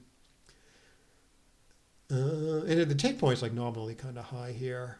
Like say into like a race or something where there's no gammons. I think the take point for the leader is around 27%, 27 or 28%. All right, 4-3. So I don't know. You can bring two guys down pretty reasonably. 13 to 9, 13 to 10. Nothing wrong with that. Offhand, I'm not seeing anything better. I guess you could play 18 and 9 if you wanted, but I don't know. I like getting the builders. I don't mind keeping the guy back and White's inner board. 4-1 gets to build the 9 point if he wants, which he should. Good. 5-3. Ooh, what's he doing? It's 13 to 5. I don't want to get another guy hit. That's for sure. Okay, clear the 11, but that gives up a good asset. So he's got like a safe play where he plays 13 to 8, 6 to 3. I don't know, man. I mean, blue should maybe double anything.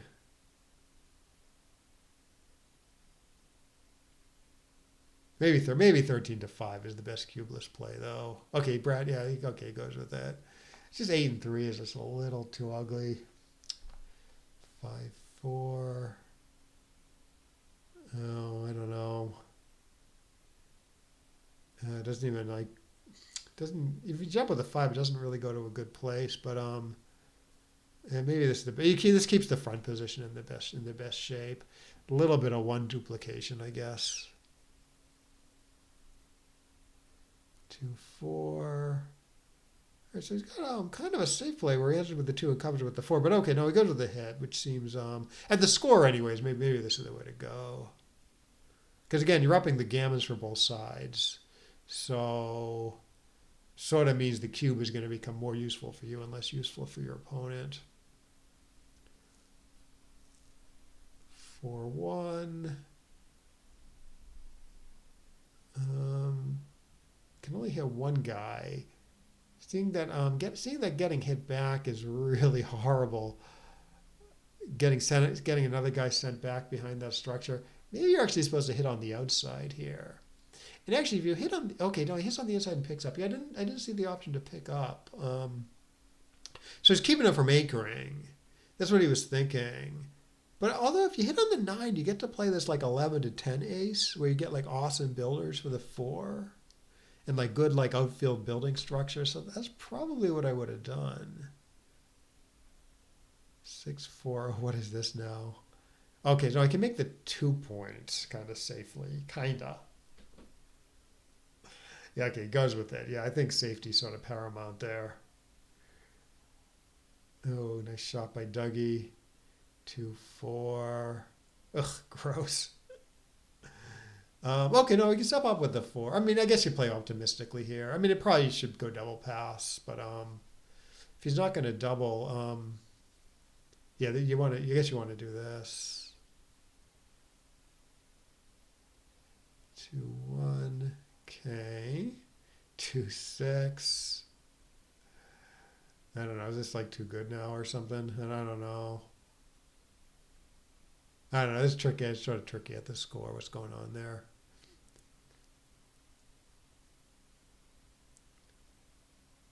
Okay, doesn't overlook the hit. Could. And now, yeah, now I guess we should play on for the gammon. Gets to make the 6 prime, or we can make a 5 prime and split. Although if you make the 6 prime, I mean, likely white's just going to enter and crack. So maybe it's not necessary to split there. If he dances, obviously, blue sort of prefers this. He gets to make the 6 prime anyways, or escape. But again, white's going to enter and crack a lot. So you actually don't mind having the checker all the way back on white's ace point. So I would have played that a little differently. I would have popped out with the 4 and then made the 6 prime with the 3.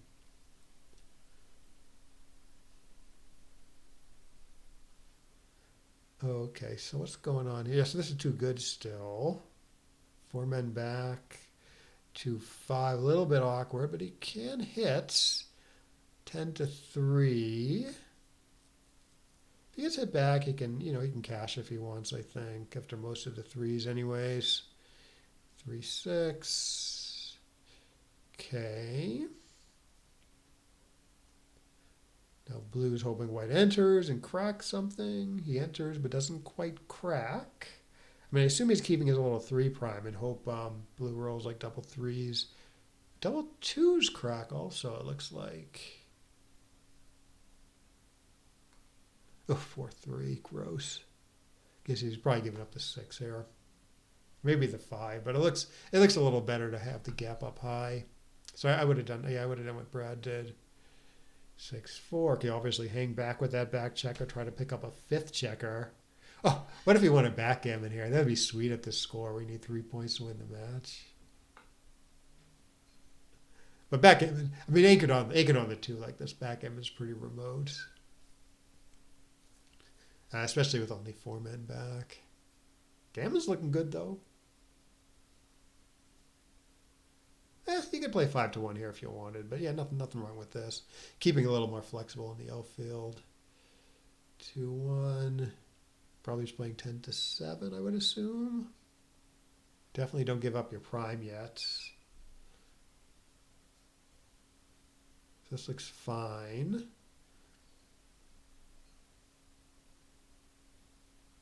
5-1. Okay, so now I believe you should go to the ace as opposed to breaking the 8 points. Even though breaking the 8 points probably the play. Like if you only care about not getting hit, you probably do break the 8 point. But obviously you want to keep white trapped for as long as possible. Although here I'm not too sure. I mean, yeah, maybe you could do this, I guess. Like you could. There's a play that sort of kept the 6 prime there, but is getting pretty inflexible to do that. So Dougie thought, oh, okay, now he's just too inflexible. So I'll just play sort of flexibly and cleanly, And then cleared the he cleared the 7 point. Clearing the 8 point was a real play there also. So sort of three reasonable plays.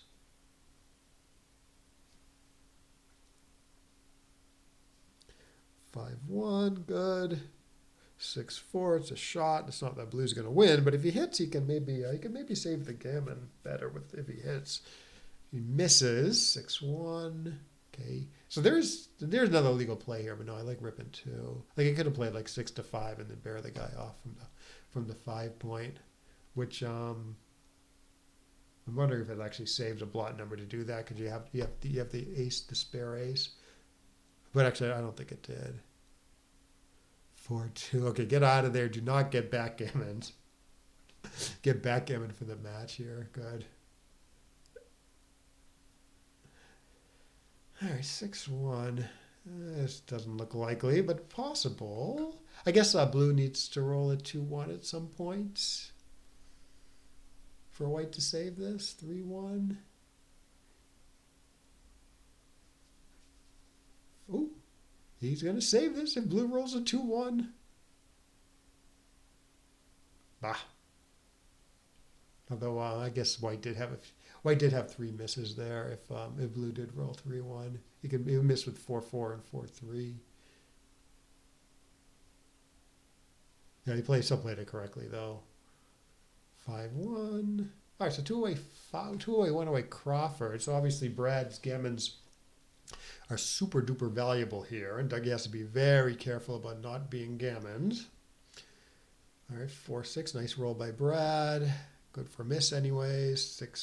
6-3 runs.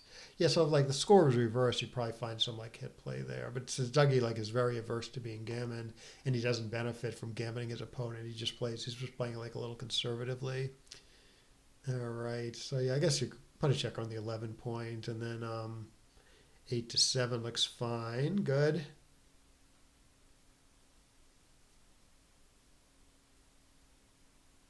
5-4. I would do this also. 1-1. Yeah, I'm not sure about. You can make the 4 point here, right? Which leaves an ace shot back. But it does sort of actively contain the back white checker and take away half his row when he's like threatening to make a good point. So I think making the 4 point does win more, but I think Dougie's thinking about not getting gammoned, which is sort of appropriate at the score. 3-5, nice shot. Nothing wrong with 11-6 here. Keeps like nice distribution in the outfield, right? Three checkers on the 6, 3 on the 7, 3 on the mid. It's sort of smooth everywhere. All right, Brad is desperately trying to contain this checker now. 2-3. It would not leave it direct on the other side of the board, so you got to go to the 3 points, especially given the score. But probably you do this at like all match scores anyways, at least most. 5-1. I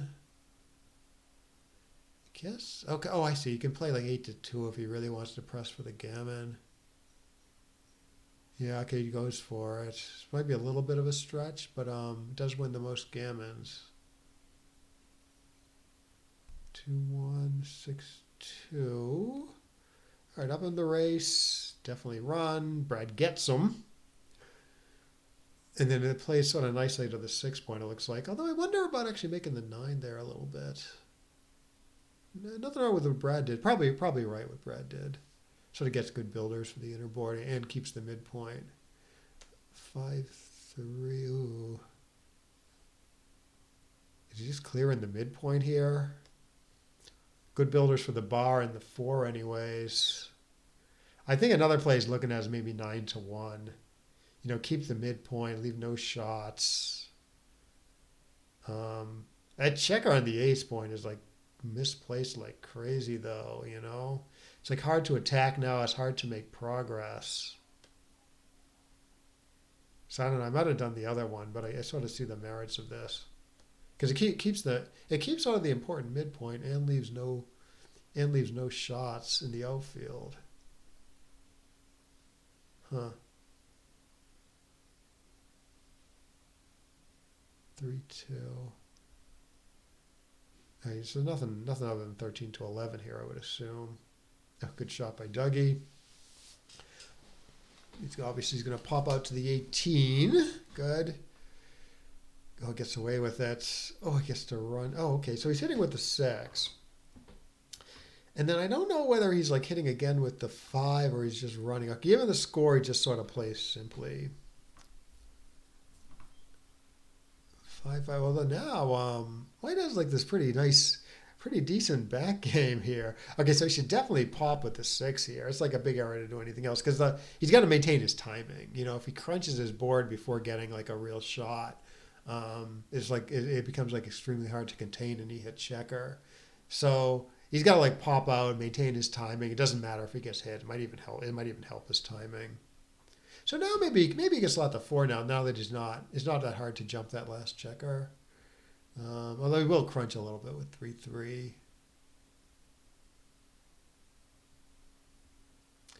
3-2, or some series of like tiny rolls like this. Oh, 4-3. He's got a break in the middle. Oh, that's it. That's over. Jeez, what a great roll that was. 5-5. I have a friend who says this sort of ruins the logic. Oh, I'm sorry. No, I thought that was Blue's 5-5. Oh, I thought it was like completely over. No, I was looking at that all wrong. It was White's 5-5. Okay, again, this is White's 5-5. Okay, so the game match goes on. We can okay. Let's see. He has a play that actually slots the 7. He plays like 22-7, 18-13. Right, it's sort of maximal build power. This Wizard's worse build power, but better outfield control and no shots basically. Huh. Yeah, maybe Brad had a point there. Because he still has like pretty decent building power, you know. 6-5. Okay, he's got to go after him with the 5. It looks like against the weak board with the Blues blot on the other side of the board. Obviously, you're hitting with the 5, and then you want to maintain contact on that blue blot on the other side of the board. So this is perfect. 3-1. Oh no. Oh man, it's supposed to hit 5-1 here. I think maybe he's supposed to, because Blue's board is so weak, and you don't want to give Blue this immediate 6 to Okay, found a different type of hit. Yeah, maybe. Huh. One benefit of Brad's play is that 2-1 didn't hit. Right, Blue would have to enter with the 2 and then play 2-1 with the 1. So there's only like 9 shots at that guy in White's inner board. Okay, but White. Okay, so White completes the closeout. Yeah, so kind of interesting decisions there at the end. And Brad, okay, so Brad has some tiny gammon chances here, maybe a couple percent or something.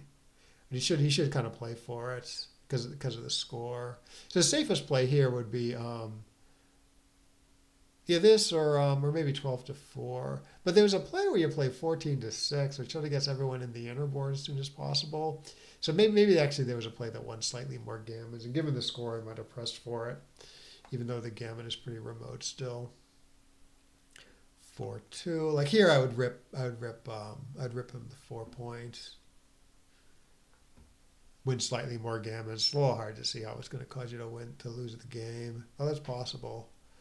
Yeah, let's see what he does here. There's a play that keeps a 4-point board and rips 2 checkers safely. You take a guy off the 3 and take a guy off the 1. Seems pretty good.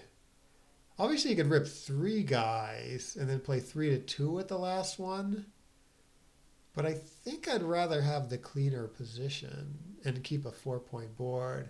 Not clear though. I mean, the extra guy off could swing the gammon. Yeah, this seems a little too passive. So he just took 1 guy off. Given that the gammon is like super valuable at the score, I would have pressed a little harder there. Although, did he get to maybe? Yeah, it didn't look like he got to an even number of checkers there. Huh. It didn't cost him, it looked like. But it seems like, I don't know, it seems like ripping a second guy there is going to win more gammons. And again, it's a little hard to see how it's going to cost you the game. And so given the score, even if it loses like a tiny bit more, the gammon should sort of swing it. It's maybe not a big deal though, since the gammon is still pretty remote. Okay, good 6-5. Good 6-5 by Dougie there. Slotting the better point. 2-1. Now I don't know what to do. Okay, so just go to this escape line. This looks a little funny to me, kind of stepping into these big blue stacks. But it's not. It might be right. But I don't know. I would have probably played something else there, 13-10 or something. If it was up in the race, though, no, it wasn't up in the race, really. Huh. 3-3. Okay, I would just play simply here, make the 3 and then 13 to 10. Good. I would roll a 6 here. Why didn't you roll a 6, Dougie? All right, you can make the 2 points. Kind of a big deal keeping white up on the bar another roll. Okay, he does it, but white enters anyways. So he nah, nothing better than 9 to 7. Good. 5-1. All right, obviously he's making the 7, and then I don't know. It's ugly, but because I'm up in the race and I'm just trying to come home safely and win a single game, I would play 8-3. Yeah, exactly what Dougie did. Like getting hit there. Say you slot the 5. I mean, it's great when you get away with it, but you get hit and like your whole advantage like disappears. So it seems like there was sort of a big downside there to getting hit, given that Dougie was kind of cruising home up in the race that much. 5-1. Ooh, 1-1. So he's got a pretty safe play where he plays 16 to 13, combined with either 2-1 or 10 to 9. 10 to 9 is actually one shot safer, it looks like. But I think he's maybe thinking about switching. It doesn't. Okay, he goes with it. Yeah, I don't know. This looks a little suspicious to me, but obviously he's hoping that White dances for a while and then he gets to come home and not let White catch up in the race. Oh, 5-3. I don't know, is he just like making the 5 here and hoping to hit later? Obviously he can hit now. Can't be gammon at the score. Maybe hitting actually wins a little more. But I'm not clear on this at all. Because you make the 5, you're giving blue this shot anyways, And he's got like decent 5s that escape. Although again, the race is close. Okay, so it goes with the solid play. Yeah, probably is right. Because the race is close, so you hate to get hit again. Okay, but now he gets to kind of go after him effectively. So I don't know whether to pick up with the ace or not, but probably I would try to go for the knockout punch, leave it slotted, given that I have a lot of lumber to bring around. If I just had like a little bit of work to do, I would probably do this play.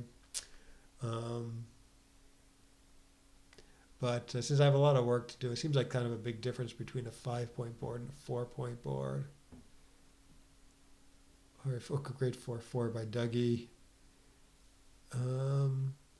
Yeah, I wouldn't keep the checker back. So it looks like he has to pop out and clear the 10 to me. It's only 2 immediate shots, 4-4. Oh, actually, I didn't see this play. So 1, 2, 3. Oh, then he played like 8-4. Wait, would he play like 7-3 with the last one, or 8-4? 8-4. Oh, no, I think this is better actually. Keeping the outside point and getting the checker closer to home for slightly more risk. Yeah, somehow I didn't see that option.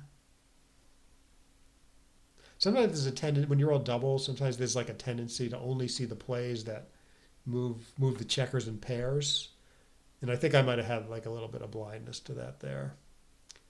All right, 3-1. All right, so obviously you could take him out of the race, although it is 4 shots. Race is pretty good if you just leave him alone, although you still do need to clear that 8-point at some point. Okay, so he goes with it. Yeah, I think there's enough going for it. Right, better for the race. If he dances, it's sort of easier to bring the position home. Huh, interesting.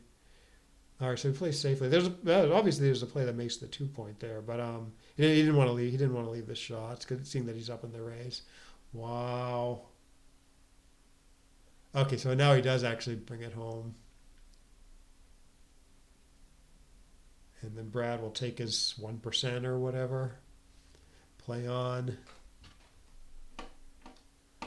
Yeah, I wonder if we can take a look at some of those decisions. All right, congrats to Dougie, and we'll be playing in the finals at some point.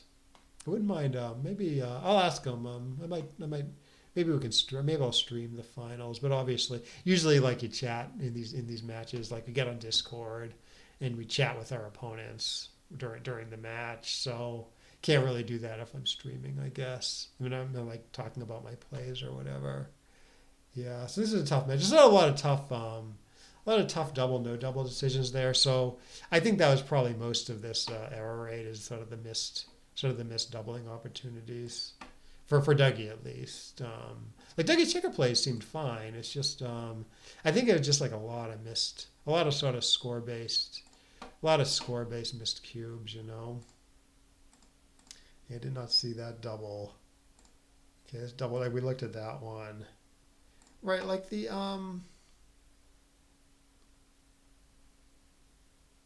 this is the four away. This is the five away, four away game. Oh yeah, I remember this. This was a little optimistic by Brad, but not too bad. The way I thought about this is it really requires like a well, I don't know. I mean, if he makes the seven, he's going to lose his market usually. So it doesn't require that huge of a sequence. But the thing is, it's not that crushing after White makes the 7 point here.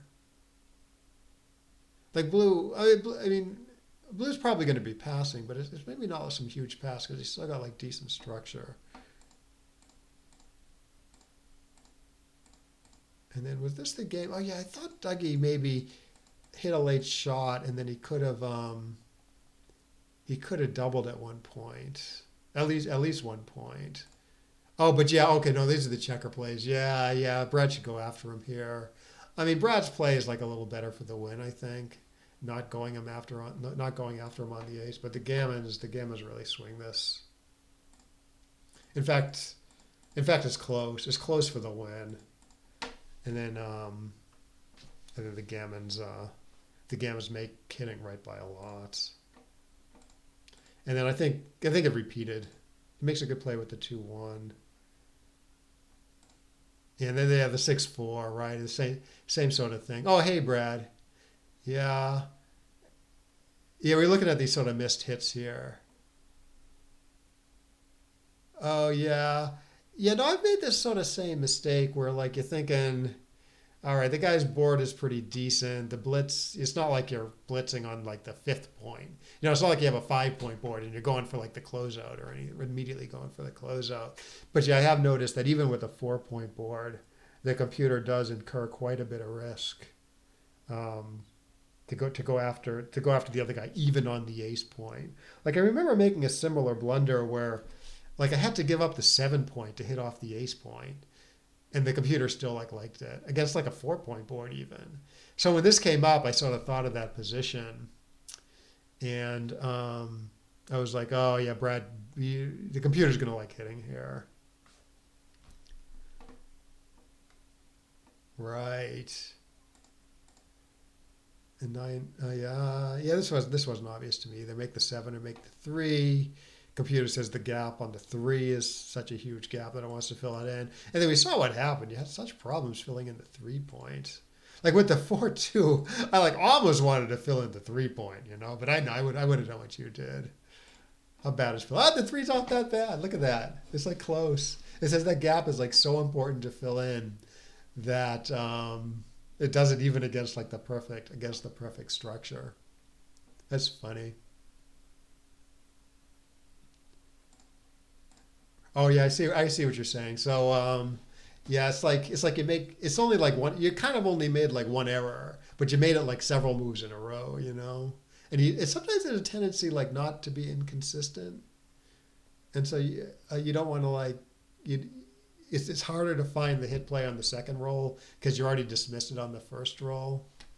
I don't think that's a really good way to think though, because sometimes the right plays are inconsistent. Like something changes in the position, like you have extra builders in the zone, and now you have more incentive to hit than last roll. Um, but I definitely know that. I know the feeling.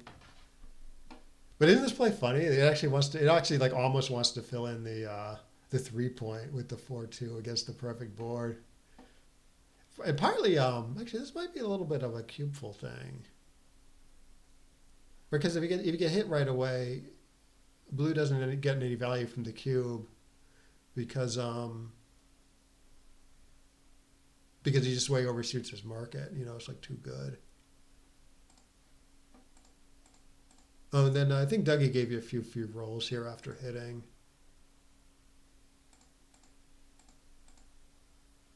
1-5. Okay, covers the 2. Okay, yeah. So is this already a pass? Maybe. Like your take points are raw 25%.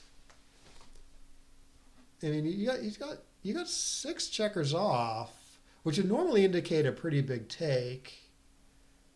But the gaps are probably worth more than a checker.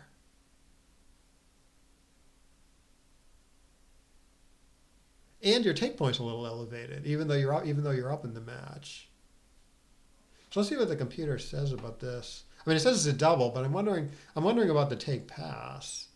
Okay, it's borderline on the take pass. Maybe it rolls out to be a pass actually, because I think it's going to be low. I think it's going to be low for Dougie here. But anyways, after the closeout, it should be a pass, right? Yeah, it's a big pass after the closeout. And then now he yeah, he can still cash this. But luckily you hit, you get back in it, and then you win.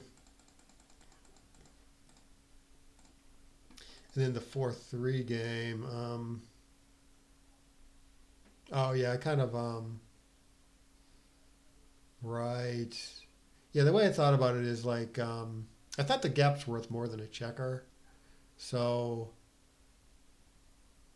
that maybe means it's like arguably a money pass, and with the take point a little elevated, that should be a pass at the score. At least after the closeout, at least after he completes the closeout. Right. So here, okay. So here, yeah, likes making the 7 point with all 4. Like I wasn't 100% sure over the board, but when I was commentating. But one thing, I think if your opponent has an opening 6-1, and then you roll 6-6, I believe it is right to make the 7 and the 2 points like you did. However, you have 4 checkers here now and not 5. So there's more of an incentive to make the 7 with all 4 of them here. Because if you did that on the second roll of the game after the guy opens with a 6-1, you leave a shot on the 13 point. And I think even in that case, even on the second roll position, I think it's like fairly close. So armed with the knowledge that that's fairly close, I think you should be able to find the play where you make the 7 point with all 4 of them. Right. In fact, let's actually, I don't quite remember, but let's actually look at that. Because I think that might be illustrative of this concept where if you know what's going on like the opening rolls, you can kind of figure it out. Okay, just say for money to make things simple.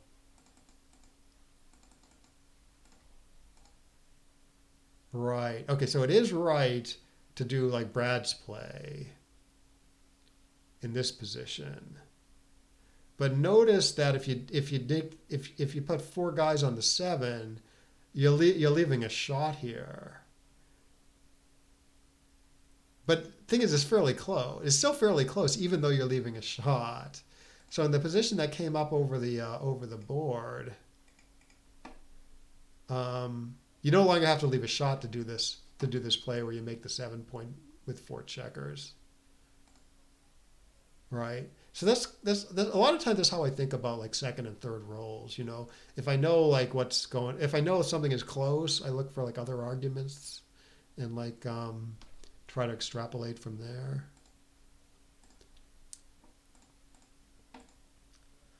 4-2, 2-6. What's going on here? Wants to pop out.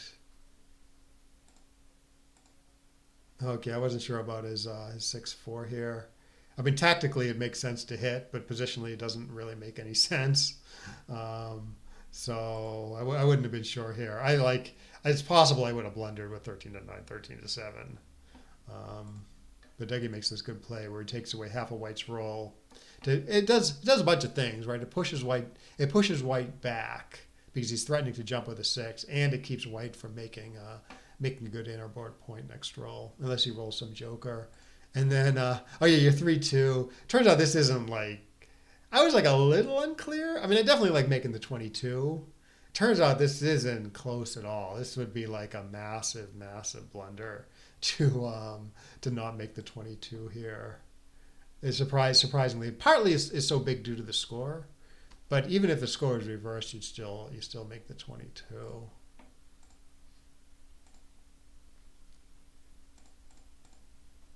Oh yeah, and then there's a bunch of missed cubes here by Dougie. There's probably score based, probably a lot of score based cubes.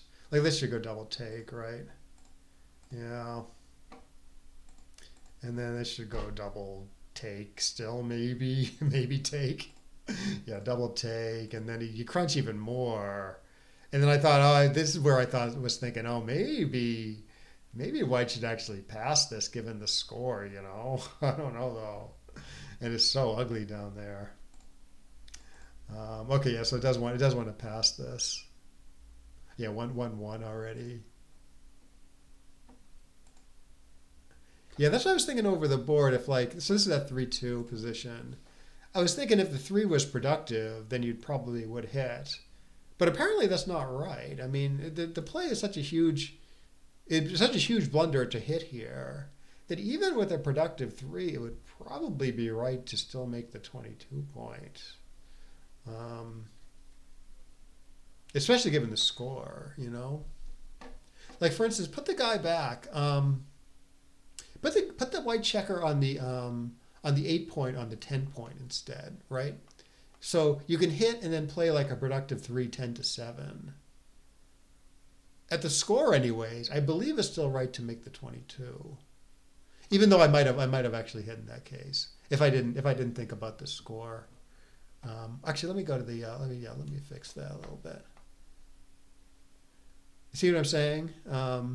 Even it's such a huge blunder to like not make the anchor that I think even with a productive 3, you still got to make the anchor rather than hitting at the score anyways. Score reversed, checker on the 10 and not the 8, and maybe you can justify hitting in that case. Yeah. Anyways, a bunch of missed.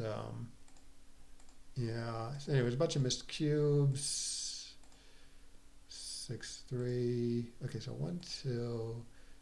Okay, you get a nice 2-1. Oh, and then like I wasn't sure what was going on with the cube here at the score. I mean, I wasn't really sure about either decision, but I mean, given that you're 3 away, I guess you don't, and it's like super gammonish, and you still lose a lot. I guess that's why you don't. That's why you don't double, right?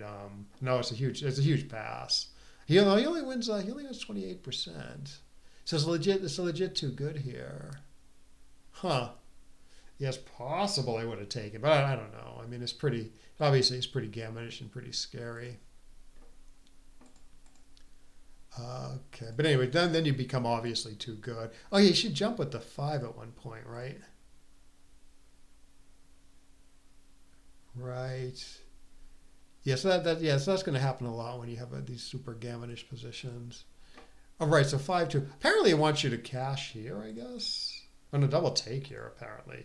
Yeah, I don't know, man. I don't know how many people are doubling this at the score, but yeah, jumping with the 5. I sort of like jumping with the 5 when I was looking at you guys play. It just seemed like it did more than say picking and passing. Because like you pick and pass, you get away with it. It's maybe not that good because you still crunch a lot. But it's sort of a tough play, and maybe there's some like cubeful thing going on also. And then Dougie was correct. Okay, you can double this apparently. Computer wants to cover the outfield. Yeah. Okay, then it got double drop. Yeah. Yeah, that was tough. That was tough. Tough cube stuff that game. And then 5-3, and then yeah, he's missed some cubes this game also. 5-4, 2-1. This is what is this? Okay, this is a pass already, so it's probably all double pass, right? Yeah, close pass. Okay, this is a take. It's apparently. And then yeah, I thought here maybe you did win the 20% which is your take, which is your gammonless take point, but obviously you're getting gammon some, so that should push it into pass territory. Yeah, you win 24%. So good pass. 3 away, 2 away. What is this? 20-13. Oh, yeah, this might be a little bit of a score-based thing. Kind of a clever one duplication play. I don't know if I would have found this either. Although your play does let blue kind of attack with abandon, you know.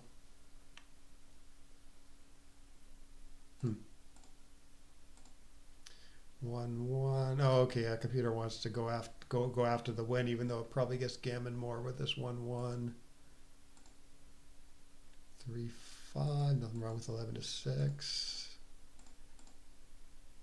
1-1. 6-2. 6-2. Oh, 9-1. Yeah, I wasn't sure about this. Oh, 21-13. Oh, I didn't. I mean, I guess I kind of saw 21-13, but I was actually thinking the other candidate was 13-8, 13-10, rather than running from the back. Running from the back seems a little funny down in the race this much, but maybe there's some score-based thing going on. Right, like Blue's attack is a little muted because he doesn't get to use the cube in gammonish positions. Yeah, I actually would have done that. I would have played 13-8, 13-10 rather than play 9-1 and have sort of this like long-term liability on my ace point. But I wonder, is my play better than 9-1 or is 9-1 better?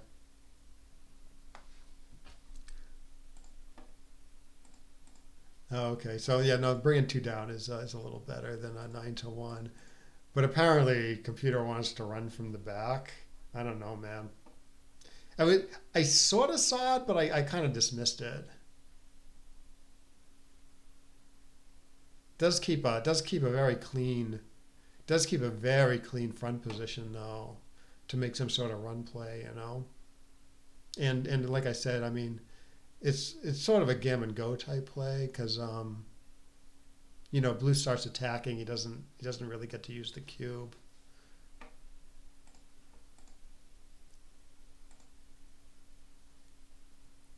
Mm. Oh, I see. I was thinking. Yeah, I actually didn't have the. I didn't have the score. I didn't have the score quite right in my head. I thought somehow it was like 3 away, 2 away, or something. But no, it's pure. It's pure gammon go. Actually, the computer might be wrong.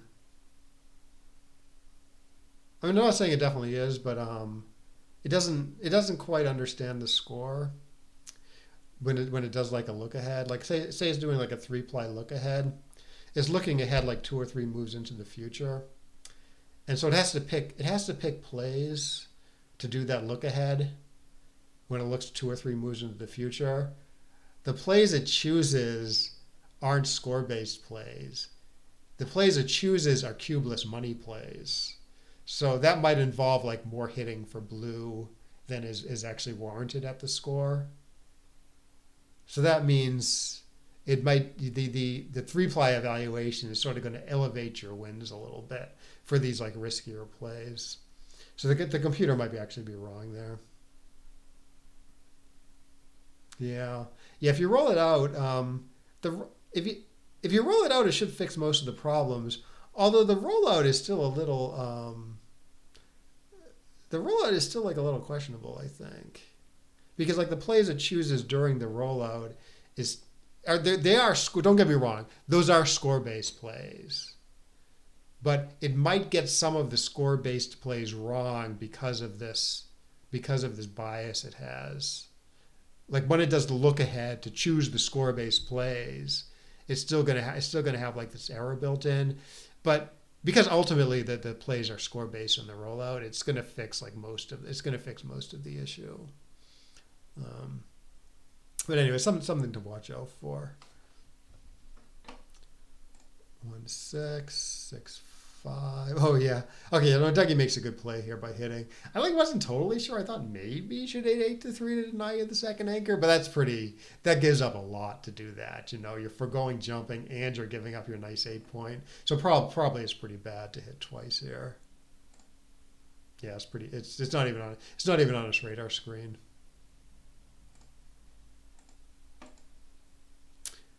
5-5, a little speedy. You make a nice 6-3 play, jumping, maintaining your timing.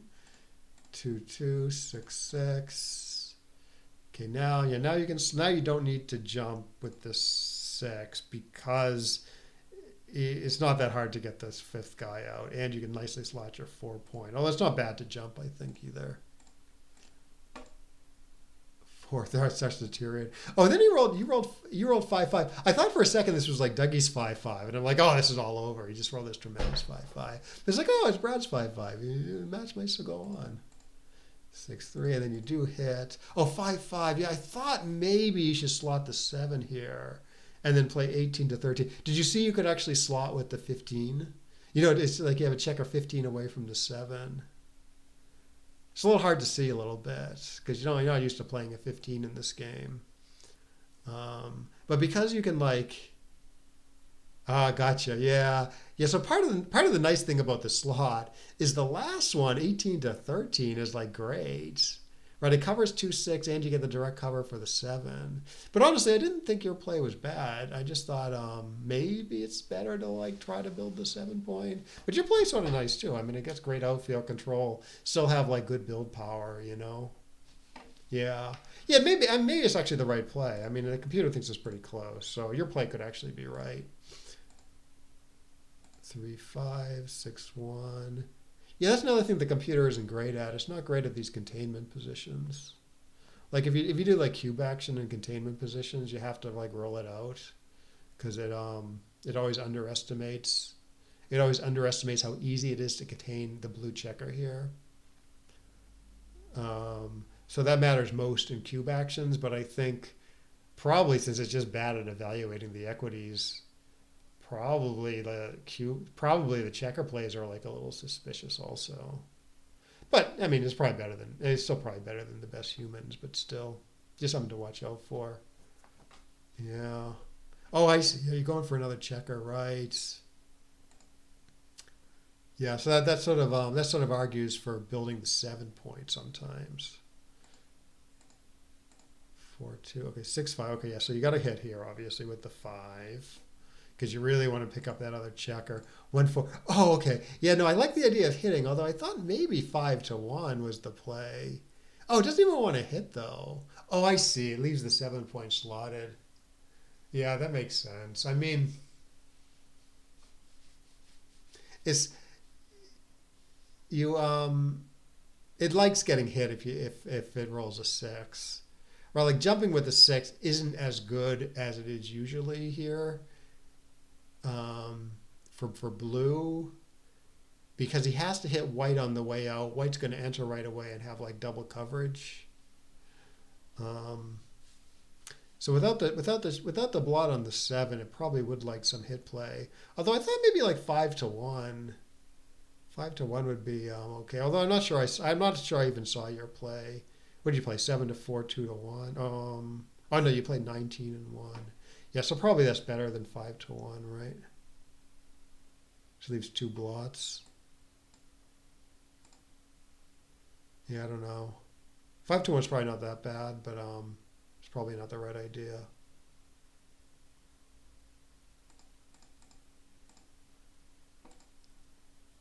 Oh yeah, one funny thing I noticed about your play is that 2-1 doesn't hit, right? He has to enter with the 2 and then shift 2-1. And then, yeah, okay, you do close them up. I thought you should play a little bit more aggressively for the gammon and the bear off. Wait, what's this 6-5? Oh, I see. He wants to make the 7.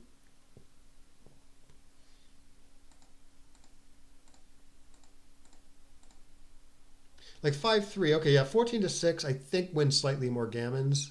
It does blot on 6-6, but it's not a big deal against the 2-point board. Um, your play wins slightly more, I think. Yeah.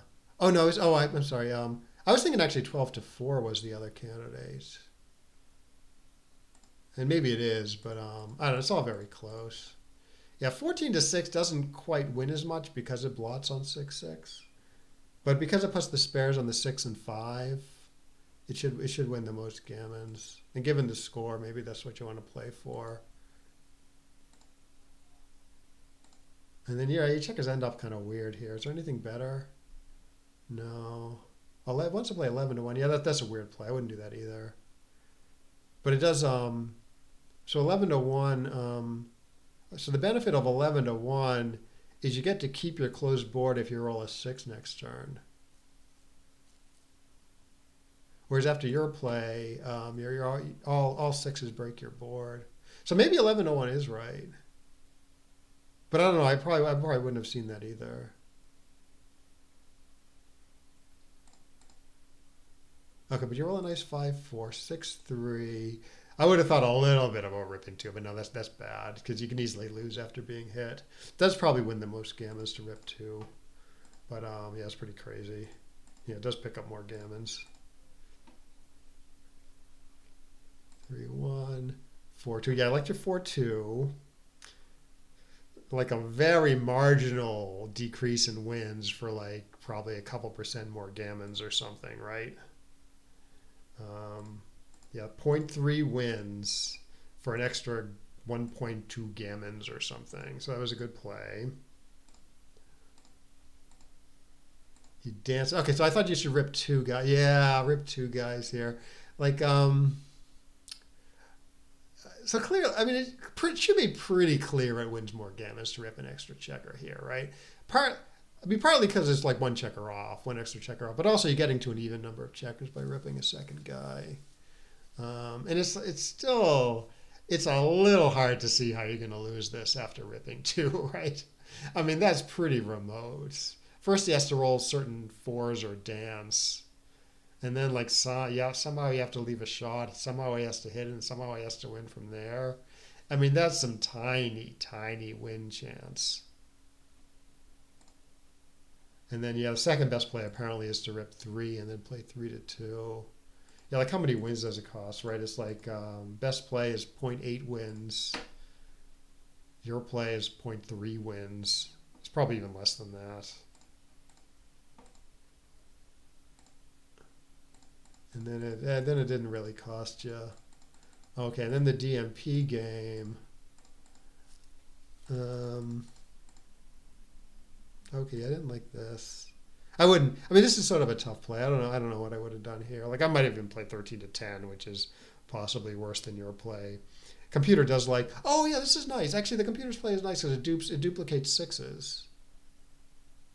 So you have extra. Often this is the right idea, making the 5 unstacking the 6. But here you have extra incentive to do it because of the 6 duplication. So yeah, that'd be nice. And 13-10 or slotting the 5 isn't too bad either. 4-1, 3-6. Dougie's rolling well. No, I probably would have made the 2 here also. 5-1. Yeah, I would not leave a shot here, even though it's much prettier. 5-1. He pops out. 1-1. Yeah, I would not have switched here. Okay, 16-13, 3-2. I don't really get why 3-2 is better than 10-9. And Dougie's play is not too bad either. Huh. 3-1. Okay, it hits here. Good. Oh yeah, I thought this was a tough play.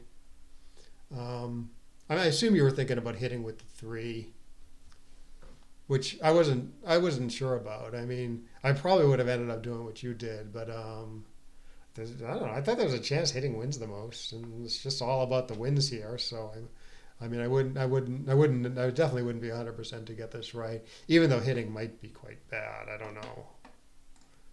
Yeah, it's pretty bad. It's not ridiculous, but it's 0.1. Yeah.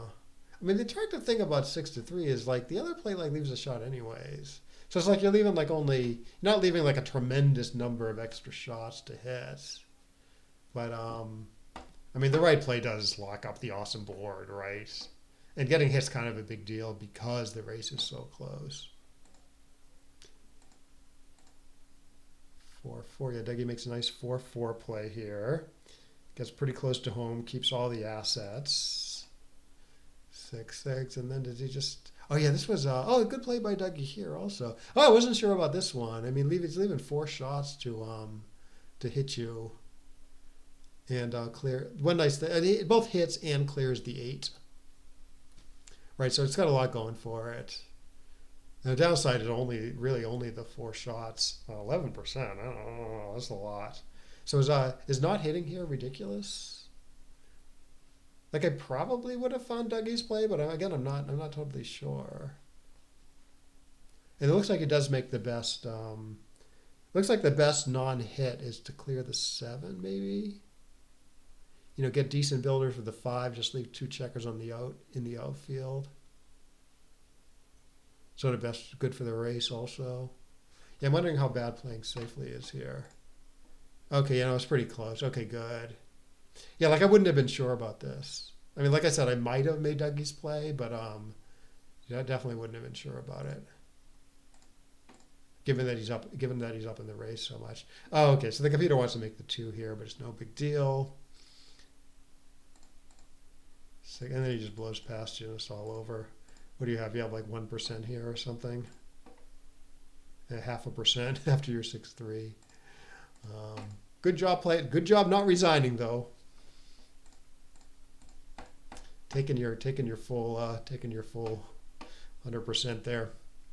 Trying to, don't want to give away that extra 0.5% or whatever. All right, well, those are good matches. Yeah, congrats again to Dougie. And yeah, we'll probably I don't know when we'll be playing, but hopefully sooner rather than later. I might be going to be pretty busy next weekend though, so we'll see. Yeah. Anyways, yeah, good match. Yeah, no problem, Brad. Yeah, good job, and we'll see it. We'll see it tomorrow at the live tournament. And to everyone else, yeah, thanks for watching, and yeah, we'll see you next time.